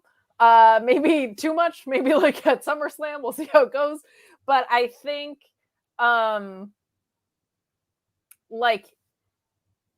I think it's good to have, if you're going to do this, if you're going to take people from the main roster and send them down, it's going to be people that aren't in important programs, let's be honest, because they're going to come down here and do this. And I think they're sending the right people to get a temperature on where they're at. Yes, I suppose you're right. So that's the disgusting upside I had to create with this. But Legado, I loved a lot of what he did here because he called out, I'll let you take back over about the Ciampa stuff, but right. I loved that he called out Ciampa being like, oh, you were his best friend and now you're trying to take his title from him? Like, Legado did great in this. I love him calling Breaker a young champion. I've mentioned it before. I absolutely, absolutely, absolutely love it. He just has so much swag. Just call him up to the main roster. Like, there's not a lot for him to do here. Yeah. Call them up because they work as an act. Yeah, they really do. Ziggler just walking down like he owns the joint. Just coasting on his accomplishments of yesteryear. Who does he think he is? Goldberg, says Money Mark. No, wrestling. Ziggler can actually wrestle. Yeah. No, it's true. Yeah, he can. It's a natural talker in this too. Like, sure. Sorry to cut you off. Like, even the stuff he did about the crowd, like with Ciampa. No, and I'll talk about that in a second. So Ciampa interrupts this to come down because he isn't like how Ziggler is talking about, just being here. It's like, and Ciampa walks in, and he immediately comes like, because I like that Breaker had stood up from the table before, so like Ciampa assumes the little office chair, sits in it, and rolls it right up to Ziggler and gets in his face. Hey kid, can I call you kid? And which is funny because like Ziggler is 5 years older than him. And if Ciampa hadn't dyed his beard black to make Vince think he was young enough to be called to the main roster, he would look about 10 years older than Dolph Ziggler, which Correct. I think is funny. But they get in a back and forth, like, what the hell are you doing here? All this kind of stuff. And Ziggler says, so Ciampa says, you come into my home and disrespect us. Well, I'm not going to have that. It's like, you call this place your home. It's the same 300 Florida people who show up here every week and chant your name. This is your home. And like, yeah, I do think that pre-pandemic, there was a real discussion behind closed doors of like every couple of months, let's go on the road for like 4 weeks and film stuff in small arenas, in front of actual crowds, because we can travel. Because people forget like how big the NXT brand still was going into that season of Mania. Like they were big. Like people were super into them. They could have actually been something by now were it not for the pandemic. And then the pandemic kind of ruined everything for everybody. And then they were like, hey, let's rebrand it to 2.0. And now it's like laughable they could ever take this anywhere. But at the time they were. It continues to puzzle me that AEW made a star in Hangman Page during a pandemic, and WWE ruined all 3 brands that they have. Like, it blows my mind that AEW built a champion over like 18 months in a pandemic when there were no crowd reactions, and WWE effectively killed any creative respect that they could have garnered in that time. Like call me an AEW homer. I don't really care, because that is true. Yeah. If you were going to send somebody from Raw to do a match, with Breaker and have it mean something, like really mean something, the guy you send who's not doing anything right now is Finn Balor, because he was just there recently and he left right before Breaker showed up on the scene. So him coming back and saying like, you know what, I'm not doing anything on Mondays right now, but I like that shiny thing you're carrying on your shoulder, kid. I'd like, and Ciampa can be like, hold up. You don't get to come back in here whenever you feel like it and get a title shot. And you could have that same energy. Keep that same energy. You could have that same energy between them that he's got with Dolph, but it wouldn't feel like it was a bolt out of the blue. You know what I mean? It would actually feel like it actually meant something. Whatever. Yeah, but they don't. We have to talk about this thing, because honestly, when this happened, I must have missed it. But there was a retort that Ciampa gave to Santos Escobar when Santos Escobar set up and said, "What the hell is happening here?" Which I liked, because like, I am having this match.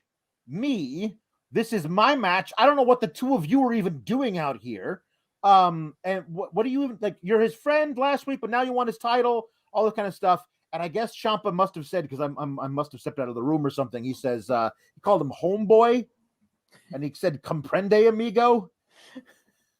And Jose Flores tells me to go off on it. I didn't hear it.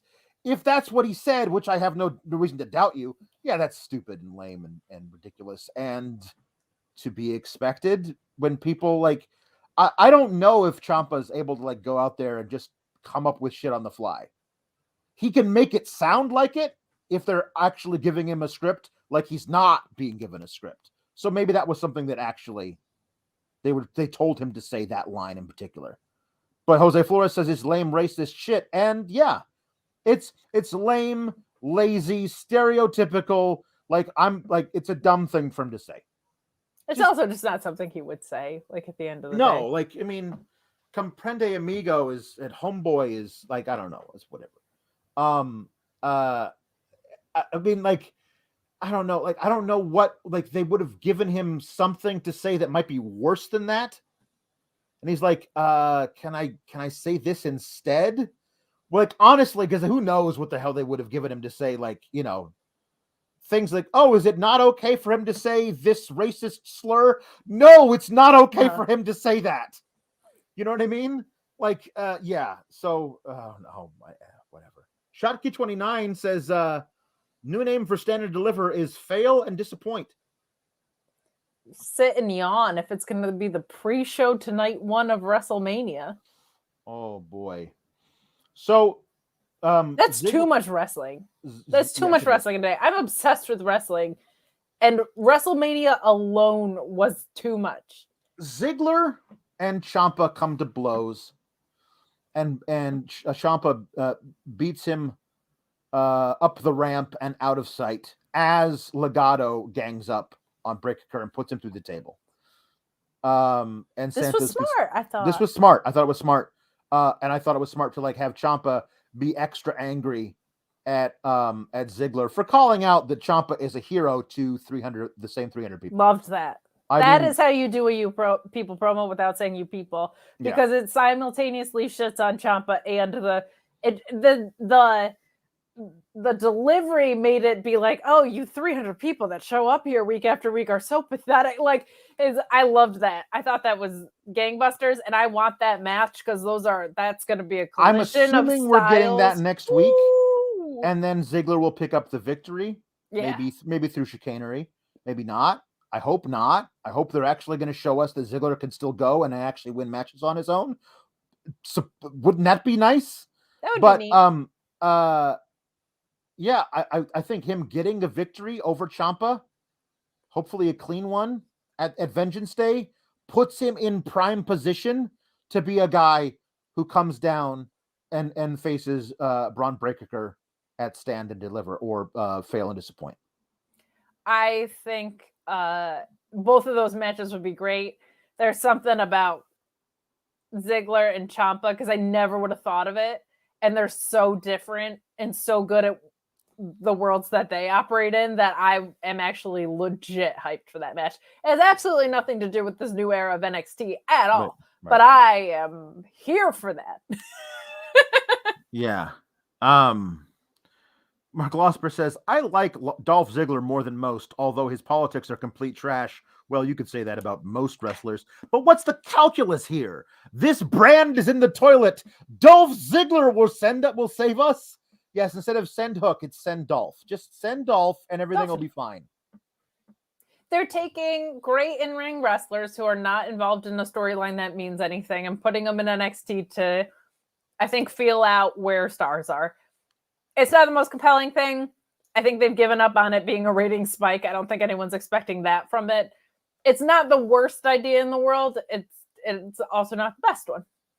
I think they are slow building the rest of the NXT kids to be ready to face Bron, which is kind of like, honestly, I was sure they were just going to have Grayson Waller beat LA Knight and then cut a promo about how he deserves a title match and get a title match versus Bron Breakker at Stand and Deliver.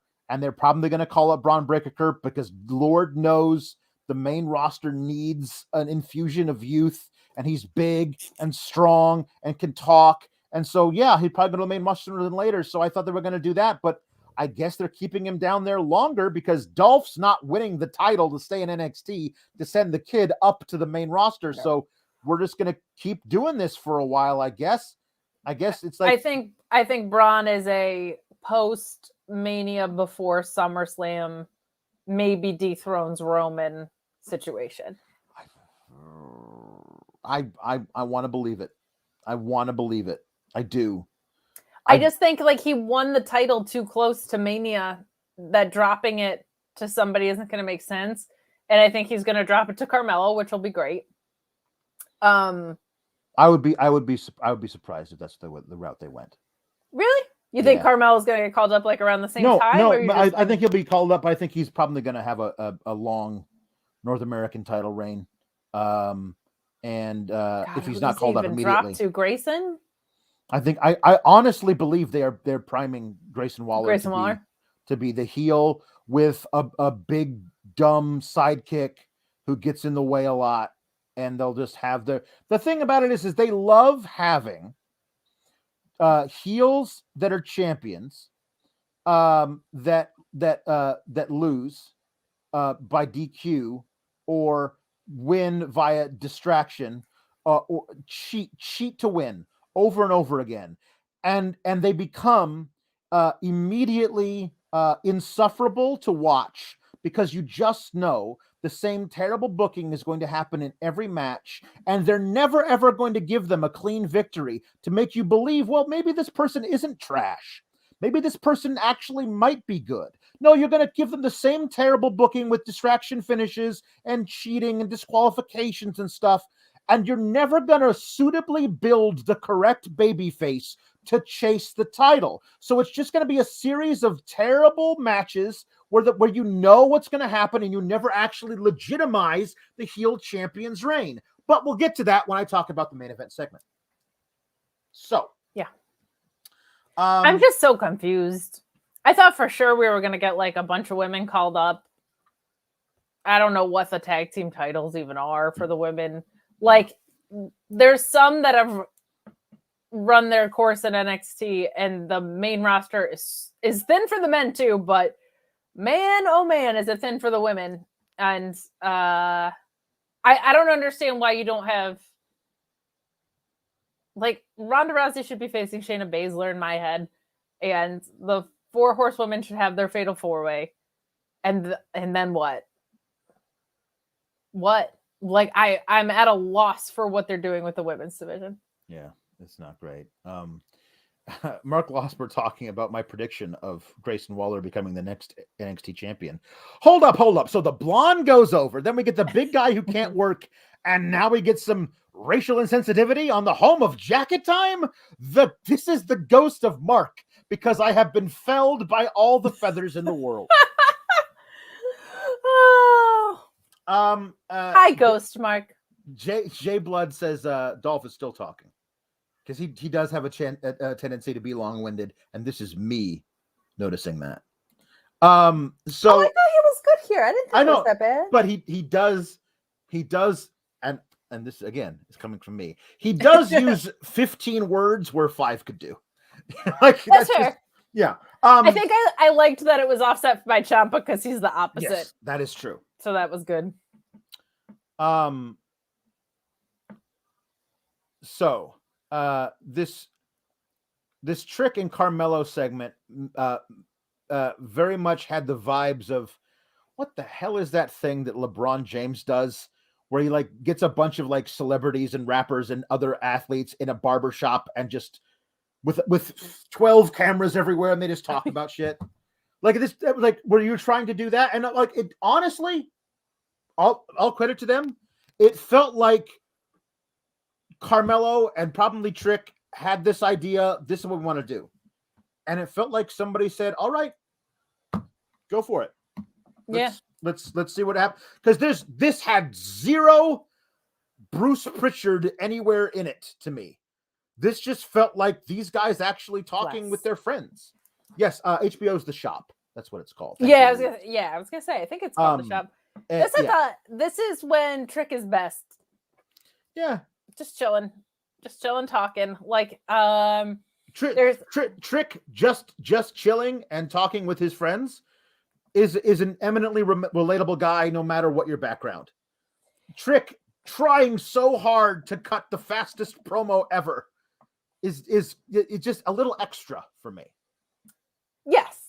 And in general, oh man, I was going to tweet something, but I didn't want to deal with people. But I was going to say that I actually think, I'll just piss off everyone in the chat, that Ronda Rousey would be better in AEW than WWE. Because the coolest things that she's ever had, stick with me on this, the coolest things that she's ever said have not been in a WWE ring. Mm-hmm. They've been around fights where she's just talking shit. Like, that's been the best stuff. The stuff she said about Kim Kardashian, which I won't repeat. Right. But, like, all of her most fiery comments came when there was no script. And I think if someone said, hey, here's these bullet points, go out here and, like, riff on this, I feel like she would crush it, and she should always be a heel. Don't get me started.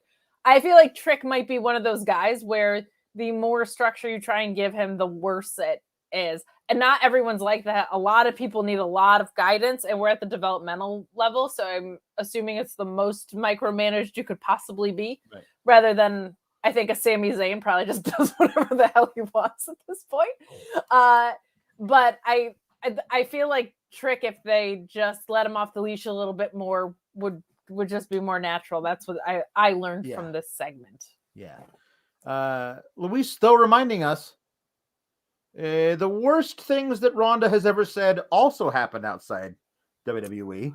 So It's a double. You live by the Ronda Rousey unscripted comments. You die by the Ronda Rousey unscripted comments. You never know when, if you didn't give her a script, she might be like, well, Sandy Hook never happened. You never know if she'll just come out and say something like that, which, might be a bad thing to say. The bullet points would be good. Yeah. I think if she stuck to the bullet points, we'd be in good shape.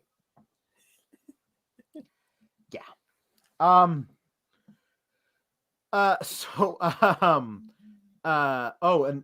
Battle to One Jam Beard saying, as much as I hate Dan Lambert, someone like him paired with a heel Rousey in AEW would work so well. Yeah. Yeah. Paul Heyman should have been managing Rousey at the gate. It makes absolutely no sense he wasn't. Yeah. And Losper says, this makes sense. AEW has proven that they have a blind spot about people's pasts. I could see it. So yeah, you never know. But anyway, this is about Trick and Carmelo. I thought this was a really good way of just getting to see Carmelo in his natural environment, and he's a much more relatable person. He doesn't feel like a heel cutting a promo on the baby face. He feels like a guy who's super confident in his ability. I love that he actually said, listen, Cameron Grimes is talented, but he's talented over there. I'm at the top. And I think that it makes it. When did we ever lose the art of you put over your opponent so that when you beat them, you look better? Like, you suck. You don't belong in the ring with me. And then if you beat them, what did you accomplish? Like, you put over the person you're about to fight so that when you beat them, that means something. That is something Bailey is unbelievable at. Absolutely unbelievable at. Agreed entirely. I also appreciate when I like it when wrestlers sound like you've heard other people talk before. Because I've never heard anybody in this world say, I don't miss like 900 times every. Like, right. I never went out to like hang out with one of my friends, go to dinner, and they were like, Elise, don't miss. And then 2 weeks later, I saw her and she was like, Elise, don't miss. Like, right. And nobody talks like that. Yeah. But that's just because we're like, you bitch the whole time. Yeah, it's true. When we go to dinner. To counteract this, we got a video package thing, a pre-tape or whatever, of Cameron Grimes walking through a trailer park in Cameron, North Carolina. There's a really cool establishing drone shot of the water tower that says Cameron on it. Like, it's a really cool thing of like, this is where I grew up. I've been through some stuff or whatever. And I thought this was a really relatable promo too. It's like, this is where I've come through, and just what I've come through in NXT. Like I've been beaten down and all this kind of stuff. I also had to adapt, and I love that. Like, when they show I had to adapt faster than anybody is showing him getting chased out of a haunted house by a zombie referee. And I was like, I forgot about that. That is funny. Look, that is tough to do. That's a lot of adaptation. That's a tough one. But I thought this was really effective. He acknowledged that he still has all that money that he won with the GameStop stonks, but he's not flaunting it as much anymore. But he's still all these cars and the money and everything. But what's the thing I want more than anything? Championship gold. The moon. And well, he wants the moon too. He also wants the moon. But I thought this was good, and like, I'm looking forward to this match. I don't think Cameron Grimes is going to win, but I think the match is going to be great. And I hope that when Carmelo wins, he wins by himself. Like, he wins just by being a great wrestler, because sometimes the bad guy is the better wrestler that night. Yeah, that's a thing that I just that's one of my like rules about wrestling. Sometimes the bad guy is just better that night. That's it. WWE never likes to book that kind of stuff. They always have to cheat. It's like, that was why Kenny Omega was such a great heel champion, because he was so damn good. Like, he would beat people, like, you can't beat him. He's dead. And when he had to cheat, it meant something that he had to cheat. Ding, ding, ding. If you cheat all the time, then, you suck. Then what does it matter? Then what does it matter when you have to cheat? Yeah. You cannot call yourself the best if you can't ever win. That's right. It's stupid. Yeah. Like, I think about, the match that surprised me most at Full Gear was MJF and Darby Allin. Mm-hmm. And he just won. right? Yeah. Like, and it was great. And you can cheat psychologically without cheating in a match. You can play within the rules of a wrestling match and still cheat, like in little ways. So that's what I prefer. I think you look like a weak champion if you have to cheat constantly. Well, Mark Losber says he points out that my favorite, Chris Jericho, always says, if you didn't beat somebody, you beat nobody. You have to build your opponent or else it's worthless. I think Jericho has a fantastic mind for the sport of professional wrestling. I think he can't like take himself out of that equation. It's like, right, the right thing for the sport of wrestling would be this. However, that's the wrong thing for Chris Jericho. So we're going to do something else. That's personally my own thing about him. Anyway, we got earlier in the night, we got a Duke Hudson thing where it just like the shot showed up and it's Mackenzie Mitchell there to interview Duke Hudson. And he's standing there like this. And it was just the weirdest thing that he was like just standing there with his chest puffed out. He used to wear a gold lame Aladdin vest for no reason. Now he doesn't own a shirt.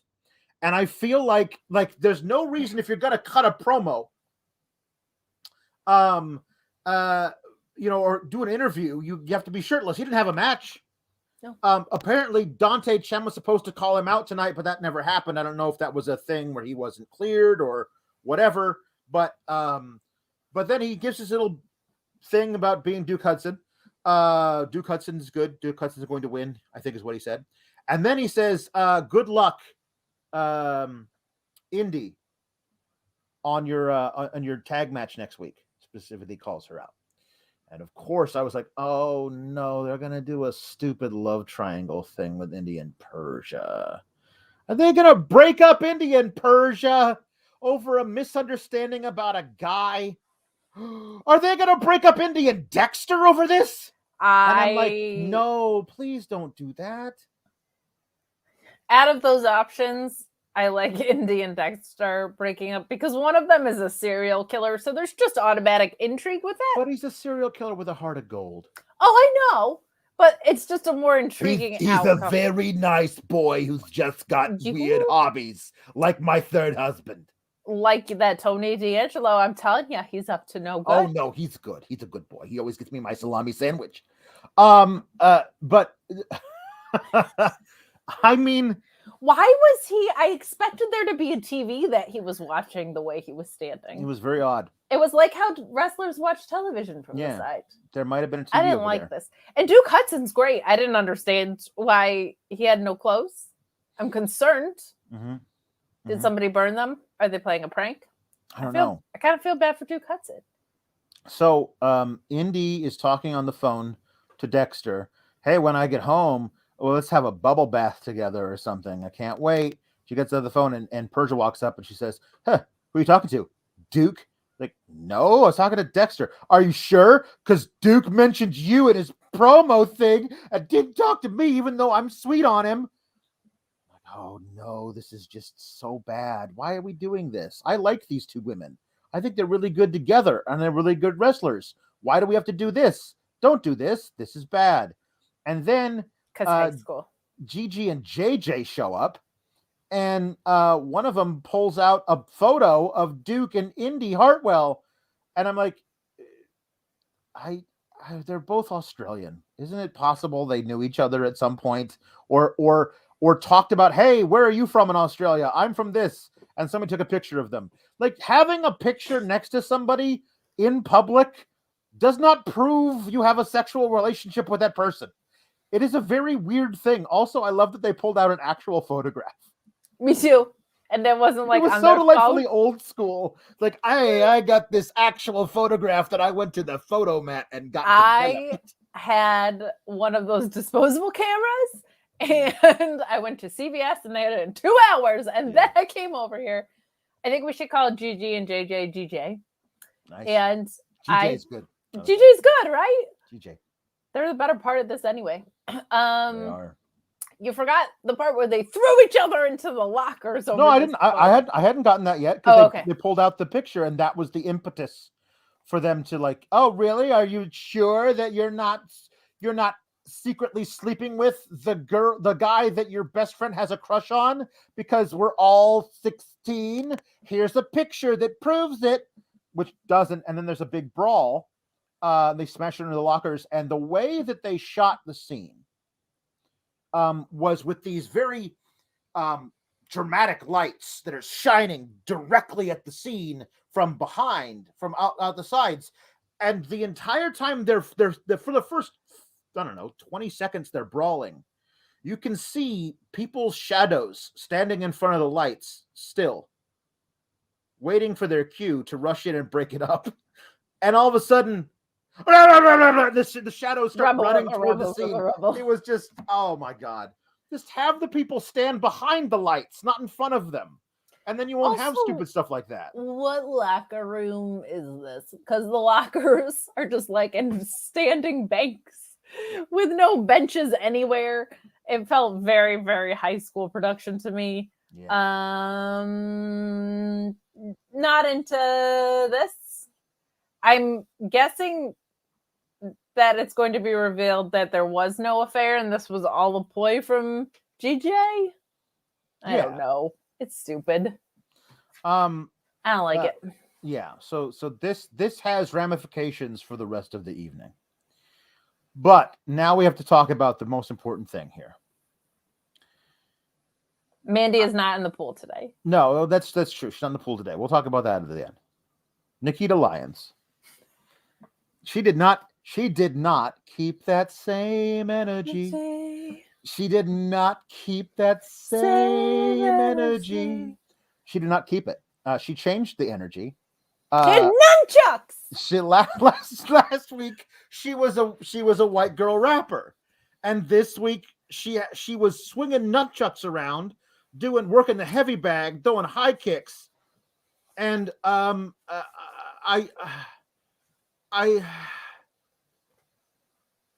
why couldn't she be this from the beginning? Like, curvy kickboxer, karate master, nunchucks lady is way more compelling to me than terrible white girl rapper. And it's way better than somehow both things. Because you can't do Nikita Lyons has two gimmicks. One of them is this thing, and the other is the exact opposite of that thing. And I don't think those two things work together. She also did this whole thing. When I was touring around as a kid, I acted as a bouncer for the concerts we were working in, and then I would pick fights just because I could win them. And what? Why are we doing this? Okay, so a couple things. I have to apologize to Righteous Reg because the Grapsity fellows who we love. Yeah. I love Reg so much. Yeah. I love Reg, and I need to clarify that because the actions I'm about to say are going to make you think that otherwise, because I was very selfish. I knew that if I super chatted, love you guys, keep that same energy, he was not going to be able to resist going on a Reg rant. Yeah. And I think he genuinely would not have talked about this. And so I was like, well, you know what? If I send a super chat, they can either skip it or they can acknowledge it. Mm-hmm. And in my heart of hearts, I knew there was no way he was going to be able to skip it, even if he wanted to. So selfishly, I sent that super chat, and we got a great Reg chant. And I encourage you all to watch Grapsity because it was fantastic. So we're getting in trouble because you guys aren't sending us enough money. Apparently, Sean is angry because we're not getting enough money from you guys. I'm sorry. Did Mark Losper not already earn this additional time for us? This is what I was told. I don't know. Jeez, Jonathan. But please give us more money. Give us more money, sir. Anyway, I don't understand. Send in a super chat and a humper chat. We will read it on the air, and we will also talk about the thing you want to talk about. And there's some in the queue, Jonathan. Relax. I think somebody backstage was like, hey, we never explained why she was at NXT in her terrible rap promo. We have to explain how and why she was a fighter a little bit. Right. I don't know when she got nunchucks. She was a bouncer. Bouncers usually are at the clubs when you go on tour. Like, you don't bring a bouncer with you on tour. Right. So that makes no sense. Yeah. Yeah, no, this is still a big old miss for me, but it was cool to see her do a thing. Yeah. And to not rap and not keep that same energy, because that energy was bad. That was low vibe. Yeah. JW Pringle says Nikita Lyons is effing laughable. She went from a bad rapper / singer to had to learn how to fight on the road like Dalton from Roadhouse to sociopath Billy Zabka from Karate Kid. What is this? Ha ha ha. Eloquent says, here's super chat so SRS will get off your backs. See, this is bad because it's working, but it's also good because it's working. Chris Miller says, you are more entertaining than the actual NXT show, so you earn this. Thank you so much, guys. Thank you. J Blood says, Nikita Lyons, like our current apocalyptic timeline reaching into this weekly wrestling hell to wink at us like a nightmare from which we can't wake. Alex, Nikita people Lyons. say we're too negative, and that super chat happened. So it's not us, guys. Yeah. Also, the show's called Sour Graps, so if you're expecting it to be sunshine and rainbows, that's true. That's on you, pals. Yeah. Mark Losper sends in a humper chat, humperchats.com. Nikita Lyons. Just your typical white girl rapper, bouncer, roadie, martial arts genius. Tale as old as time. Just like me. Yep. That's me. I don't want to embarrass the Grap City Boys, which is why I'm not spitting rhymes. But I have a better mic than she had for it. Double Vest and the Beach got a double date. Double Vest is trying to help the Beach get double date. No. Oh, no. So behind them we can see that they're the TikTok tag team is sitting over there, and so come on, go over there and ask her. And so the Beach goes over and says, hey, so what are you guys doing for Valentine's Day? What are you doing for Valentine's Day, Caden? And then Casey's like, we always have fun with you guys. Let's double date. And the Beach is like, yeah, okay. And Double Vest is like, you're blowing it, pal. And so they're going to have a double date next week on the show. Yeah, they're not going to get a second date because he's a little bitch. She did all the work for him and he can't even accept the date. Ladies who are watching, don't put up with the assert your standards. We're not doing this. Yeah. Lame. Mark Losper says, was there any wrestling on this show? A little bit. We'll get to it. The opener was great. The opener was fantastic. And the Sarray and Dakota. Sarray and Dakota was pretty good. And the next match was better than I thought it was going to be. NFA, Idris NFA and Blade versus and Malik Blade versus MSK. I thought Malik Blade and Idris NFA showed more than I thought they could or would in this match. But we all knew MSK was going to win. At least you thought that there might have been more bracket busting. I was nervous. I know. We're coming up on March Madness. They're not bracket busters. The only reason they got into the tournament was because they got their asses kicked too hard and they had to stop. This would be like if there was a play-in game for the NCAA tournament and one team was losing by 75 points. So the refs stopped it and awarded the victory to the team that was losing by 75 points. That's not what a bracket buster is. That's stupid. But that's what WWE is. Yes, that's true. This was a good match. I actually quite enjoyed this match. This was a good match. And I think Idris especially has showed up in this. I really liked this, and I think he has a bright future. Yeah. And MSK was good, and the right team won. And the finals of this they're gonna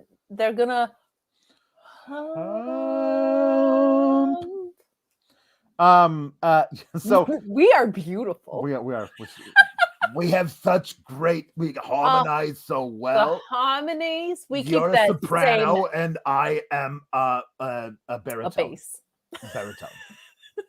Got a nice earthy baritone. You know what we do is we keep that same energy. We keep that same energy. Keep that same energy. Whoever sends in the Regal Raps, you need to send in one that's just whatever Nikita Lyons was doing. No. Yes. No. Okay. You're welcome. I know. I'm glad MSK won. There were a couple of false finishes, including one that was too false. Like Wesley did not get in time, and Nash Carter had to kick out of something he was not supposed to kick out of. I'm sorry, I just saw. Oh shit, Sean is in the chat from Luis in our document. Yeah, just letting us know. No, we're not good enough. We're not good enough, people. So that was the one thing about the match I was like, you gotta get in time to break up the pinfall. Yeah, because that was bad, because it was like they were like, was that three, because it was 3. The ref had to stop his hand because Nash Carter also didn't kick out in time. Like, and they tell you gotta actually call it as a shoot. You gotta actually count it, but they did not want to do that because this is a match where you can't do that. Yeah, it's a tournament match. But MSK versus the Creeds is going to be great. For the right to face Imperium. That's going to be very, very good. Thank you, Antoine, for the super chat. For Kalex and SRS for audio edits after 12. Yeah, that's true. Mark Losper emptied his savings account to buy an extra half hour. It would be disrespectful of us. It would if we did not go the full extra half hour. It would if we don't go 2:29:29. Yeah, that's an insult to Mark Losper. Yeah. So here we go. Here's the main event. Started out the night with Mandy Rose doing this little pre-tape thing, promo package, where she talks about how she's really, really good. Like, not only is she super hot and everything, but she's also really, really good. I beat Raquel Gonzalez to become champion. Then I took out Cora Jade. I've gone through everybody, and there shows her like hitting moves on people in tag matches, because the one time that she actually defended the titles, correct me if I'm wrong, was in that triple threat at whatever the hell that was. And she only won that because it was the worst ever possible roll-up attempt that she countered by Cora Jade. That was New Year's Eve. She won. Anyway, she says how good she is and all this kind of stuff. And I'm the baddest bitch in the world. But like, you won the title because Raquel Gonzalez got hit in the back of the head with a shovel. With a shovel. That was how you won the title. Oh, Halloween Havoc. That's when that was. Halloween Havoc. And then the only time you defended it since October was in a triple threat match where you countered the worst roll-up attempt in the history of wrestling. That was bad. That was real bad. Like, that was kudos to you for countering a roll-up. That was it. You haven't done anything since. At least, despite the fact that that's not true, she got out of the pool. She got out of the pool. I'm always going to pop for that. And she is hot. And she is hot, but she's also good. So even though it's a lie, at least it's another layer. Like, so far she's been a brunette and she's been hot. Them actually saying she's good is the weirdest step in the right direction. Mm-hmm. Yeah. And I thought to myself when I saw this promo, I was like, this isn't true. Almost everything she's saying about her in-ring prowess is demonstrably false. At least can be proven to have holes in it somewhere. Like, the best thing you could possibly do for her and her title reign and the legitimacy of the entire women's division in NXT, which you insist on still referring to as the deepest women's division in wrestling, though that hasn't been the truth for months now. The best thing you could possibly do is to have her beat Kaylee Ray, who, let's be honest, has taken pinfalls recently. I love Kaylee Ray. I wish she would have won. But if you actually are trying to in any way actually legitimize Mandy Rose and her title reign in the entire women's division, you gotta have Mandy Rose win on her own merits.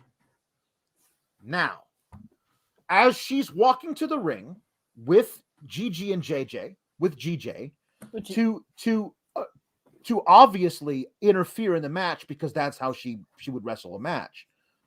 They are attacked by Indy and Persia.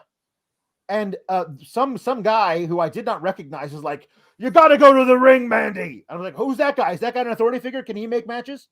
Anyway, they ban Gigi and JJ and Indy and Persia, GJ from the ring, from the arena. They say you can't be here if you leave. And Mandy Rose has to go to the ring by herself. And they start the main event with 5 minutes until the top of the hour. Now they always get an 8-minute run, an 8-minute overrun, but that's still pretty quick for a women's title main event. Like, that's not a very long amount of time that you've given them.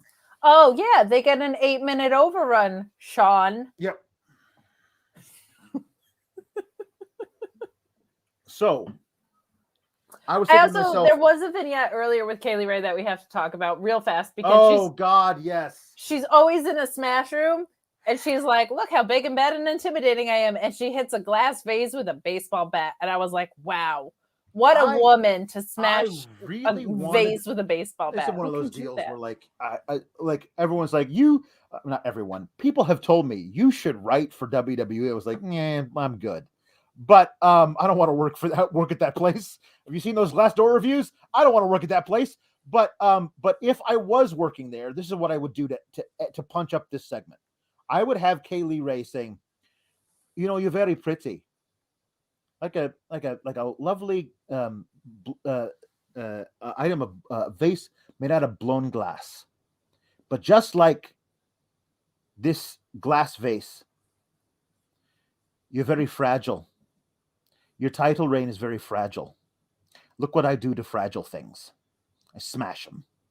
And like actually have her, like, why are you smashing things made out of glass? It doesn't make any sense unless you're doing it to prove a point.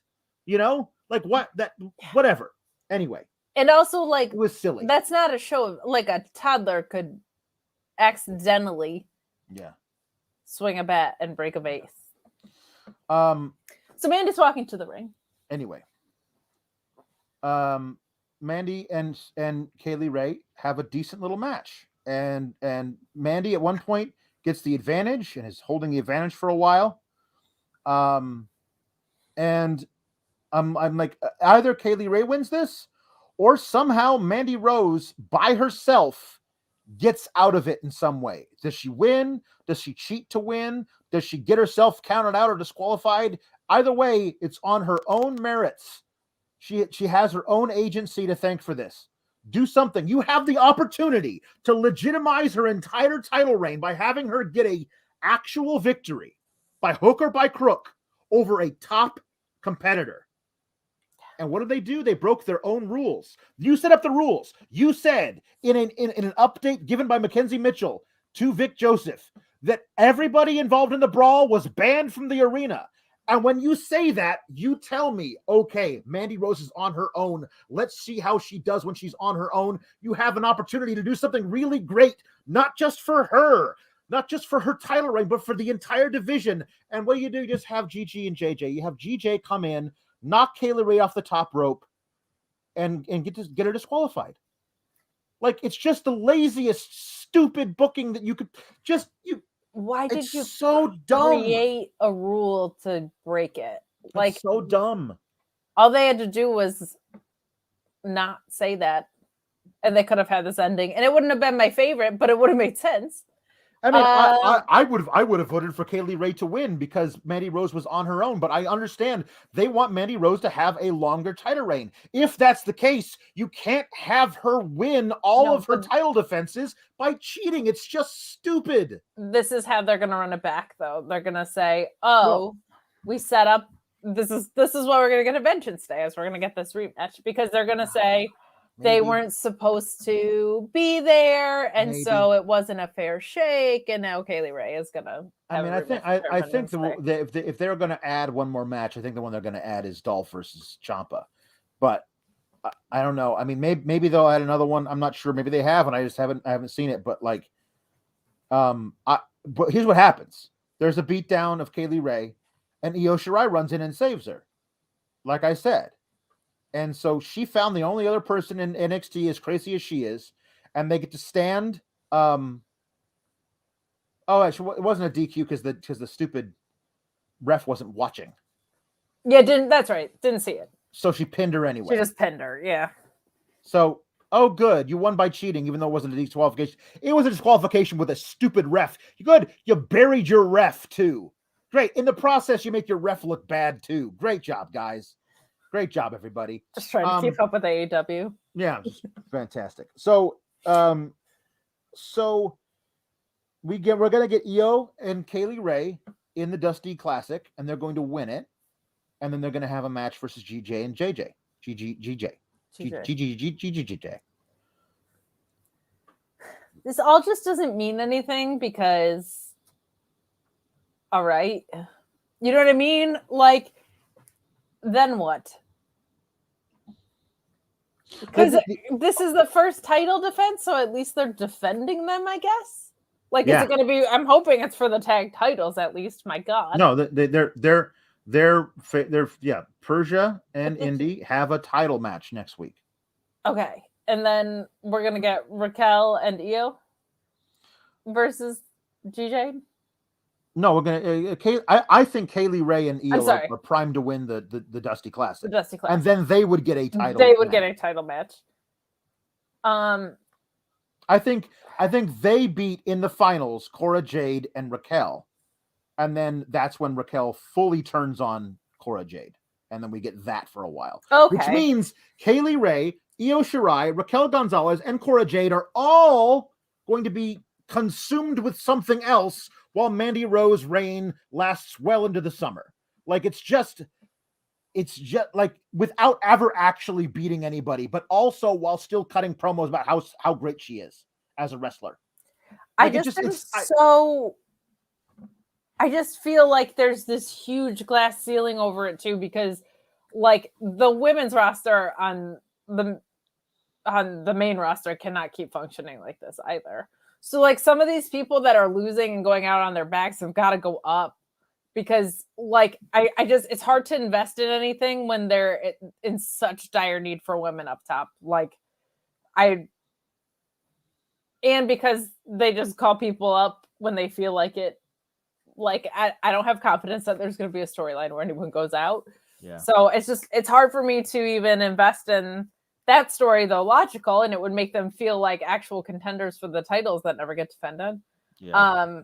Because I feel like the next week they could be on the main roster, especially this time of year. Yeah. I just feel like if you're gonna have a champion like this, you have to build a baby face. Like pick one and build that baby face. Let them actually chase. Don't just do this random like, oh, here's your title defense of the month or of the 6 weeks. No, we're getting the Britt Baker reign for sure, and then Gigi is going to turn on Mandy, and Gigi will win it or something. Like I think it's going to come from within. At least with Britt, we all know who she's eventually dropping that title. Going to lose to. But that they're doing a great job of giving Thunder Rosa stuff to do while she's not in that picture, while still building her to the point where when she gets in that picture, we're gonna see that like she's gonna skyrocket. I have no clue nobody has any clue who they're right now priming to be. Is it Sarray? Is Sarray going to be the next women's champion? Like maybe, I don't know. Yeah, but in AEW, you don't have a feud for. I mean, now after Rampage last week, a little bit more. But like my problem with the Britt Baker reign is what you just said, where Thunder Rose is coming, so I can't get invested in anybody until then. Because what's the point? Sure. But with this, I'm thinking it's going to be Cora Jade, because I think she needs the time to. Yeah, I guess. But it's not good, and you're right in that she needs a victory that doesn't make her look like an idiot or a ref look like an idiot. Yeah. Or her opponent look like an idiot. That would be nice if they could just have someone win. Anyway, so that was NXT. It was. We have some things to talk about here. And as we talk about those things, you know what we're gonna do? What are we gonna do? Keep the same energy. It's true. It's true. I had a complaint about how Mandy Rose countered the worst roll up in the history of wrestling to win her one title defense. And the batted to one Jam Beard said, but Alex, the roll up is the most powerful move in all of WWE. Just ask the 24/7 division. Actually, they're not allowed to do that anymore either. As long as Dana Brooke is still champion, nobody's even allowed to try to roll her up. No.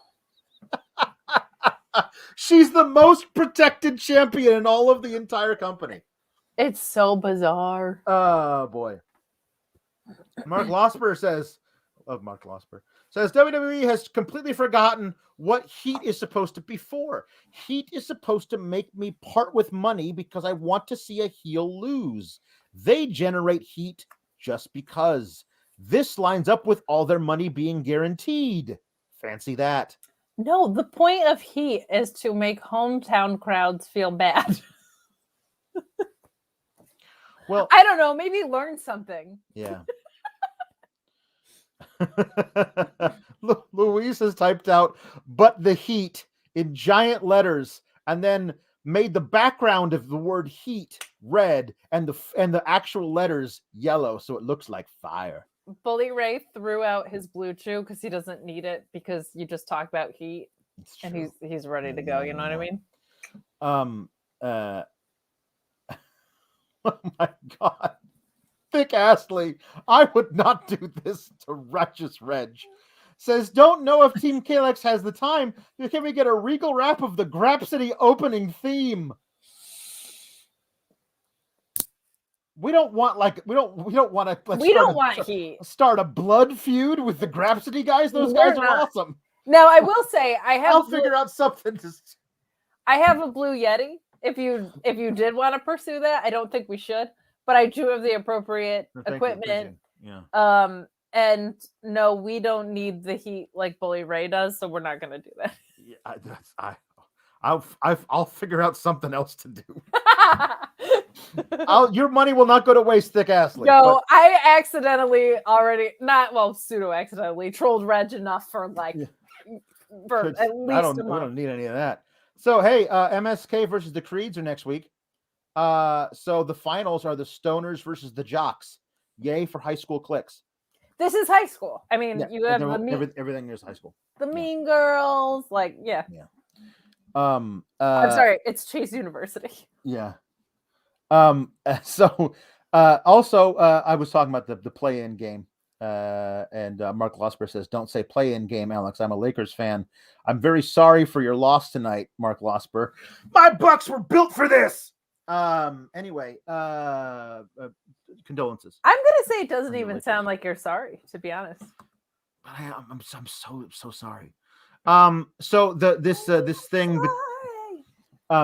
this whole thing between Duke and Indy and Dexter and Persia is going to lead to an intergender tag match feud versus Index and Doogia.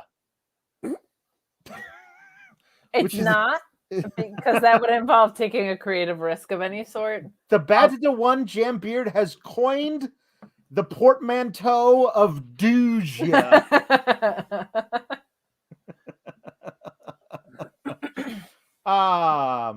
So talking about Sarray.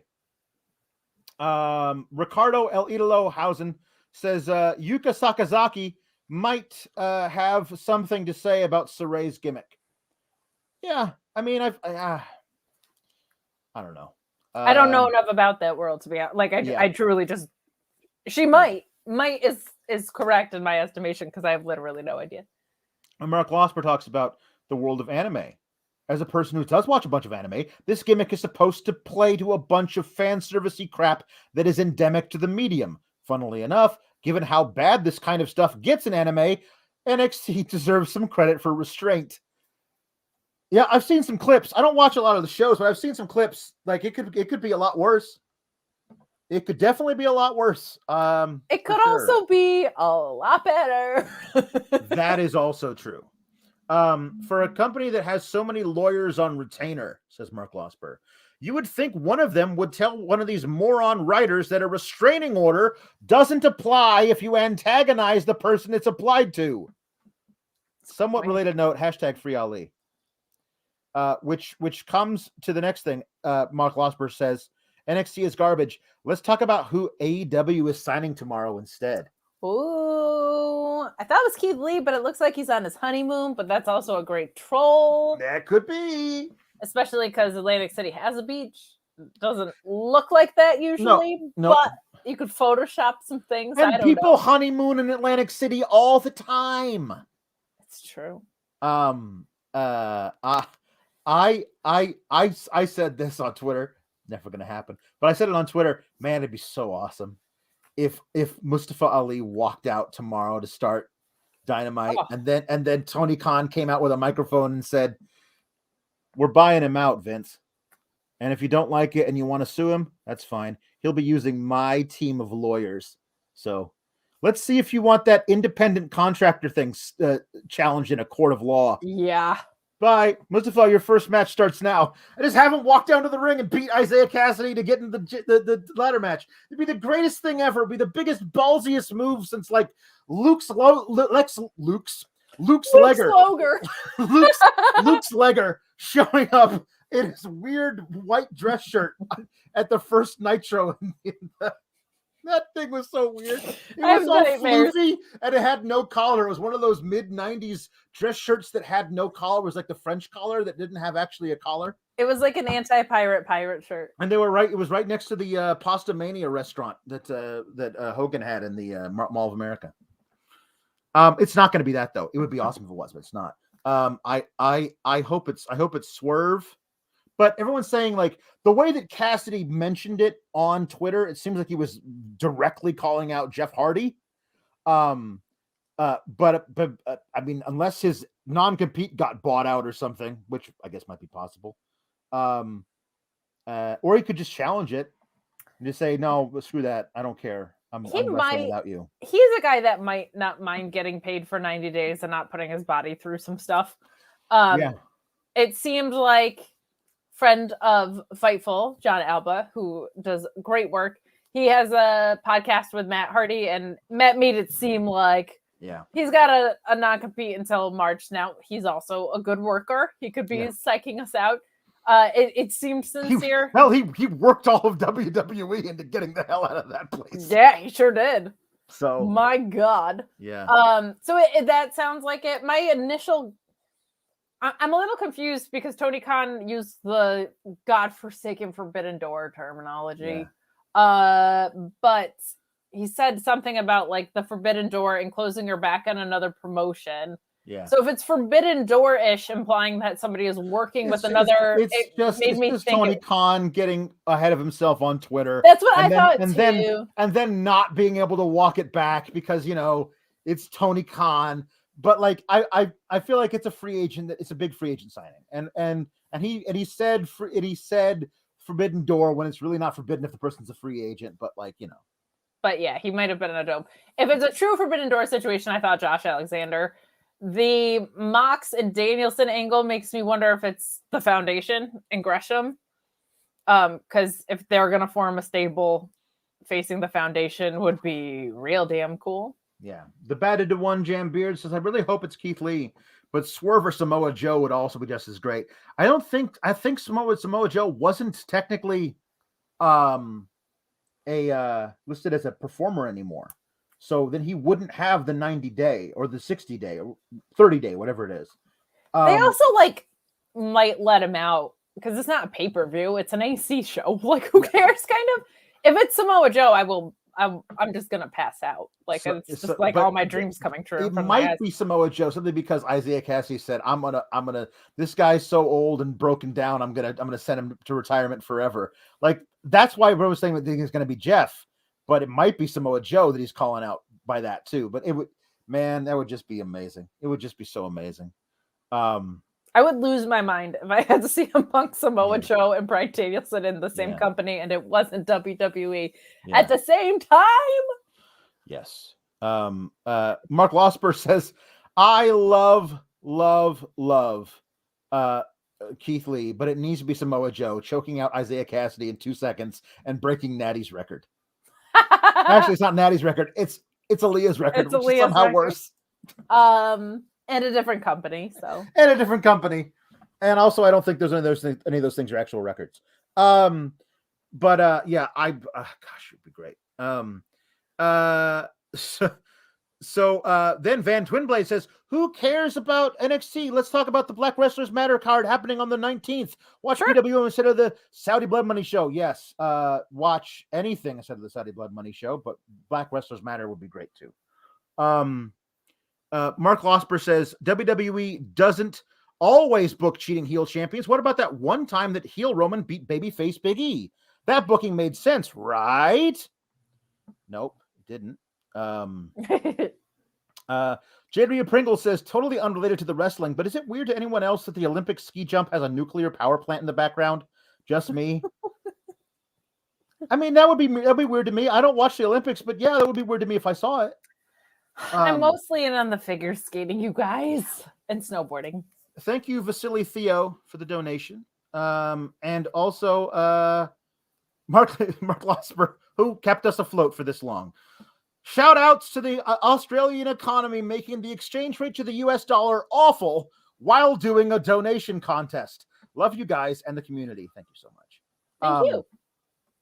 There we go. The Nerd Guru says, hey, Alex, totally missed the show tonight, but you guys rule, and I'm catching the tail end. This clown show is trash. Limitless will reign tomorrow. I would love it if it was Keith Lee. I just don't think it is going to be him tomorrow. I'm not saying it won't be in AEW, but it might not be tomorrow. Dick Astley says, didn't think of the negatives behind that request for me to do Reg's rap for the Grapsity guys. Insert War Games here. War Games! Shotkid 29 says, Mr. Regal, have you seen your new PWT merch? No. I have not seen that. Good for him. I haven't seen my new merch, which is bad because I should have designed it myself. The Batted at One Champ Pierce says, also, can we hear Alex do Wilford Brimley singing the DX theme? Apparently, I have a Wilford Brimley impression that I broke out. I didn't know I had one on AEW. And I guess it would be break it down. Diabetes. I don't like. Give me the lyrics for next time, Luis. Both the original and the King of Rock, and I will do Wilford Brimley singing both of those things next week because we have to do one more, which of course is the Regal rap. The Regal rap. Your merch is very cool. I just looked it up, Mr. Regal. Oh wow, great! It is the Fresh Prince of Bel-Air theme as William Regal. Hey, there might be a Mandela effect if anybody else thinks we did this already. I don't know. I don't know if I did it already. Yeah. Now, this is a story all about how my life got turned upside down. And I'd like to take a minute. Just sit right there. I'll tell you how I became the prince of a town called Bel Air. In West Philadelphia, born and raised, on the playground is where I spent most of my days, chilling out, maxing, relaxing, all cool, and all shooting some people outside of the school when a couple of guys who were up to no good started making trouble in my neighborhood. I got in one little fight and my mom got scared and said, you're moving with your aunt and your uncle in Bel Air. I begged and pleaded with her day after day, but she packed my suitcase and sent me on my way. She gave me a kiss and then she gave me my ticket. I put my Walkman on and said I might as well kick it. First class, yo, this is bad. Drinking orange juice out of a champagne glass. Is this what people of Bel Air sniffing like? This might be all right. But wait, I hear they're pissy, bourgeois and all that. Is this the kind of place they should send this cool cat? I don't think so. I'll see when I get there. I hope they're prepared for the Prince of L.A. That was different. Yes, it's the full version that comes on the album and not the actual, just the Well, the plane landed, and when I came out, there was a dude looked like a cop standing there with my name out. I ain't trying to get arrested yet. I just got here. I sprang with the quickness like lightning disappeared. I whistled for a cab, and when it came near, the license plate said fresh, and it had dice in the mirror. If anything, I could say that this cab was rare, but I thought, nah, forget it, yo. Holmes to Bel Air. I pulled up to a house about 7 or 8 and I yelled to the cabbie, "Yo, Holmes, smell you later." I looked at my kingdom. I was finally there to sit on my throne as the Prince of War Games. I, in all this time, never knew that William Regal was born and raised in West Philadelphia. Yeah. For some reason, I thought it was more like a UK situation. Yeah. Anyway, that's the end of the show. We Follow did it. Kate at Miss Kate Fabe. Follow me at Alex Sour Graps. We'll be here next week. Subscribe to Fightful Select. You'll find our stuff there as well. Anyway, beat it. Keep cool, We beat the time. We beat the time, did. Sean. Beat the time a lot of time. Sorry, Sean. Sucker. And all the super chats we got in at the end. Keep cool, Gabagool.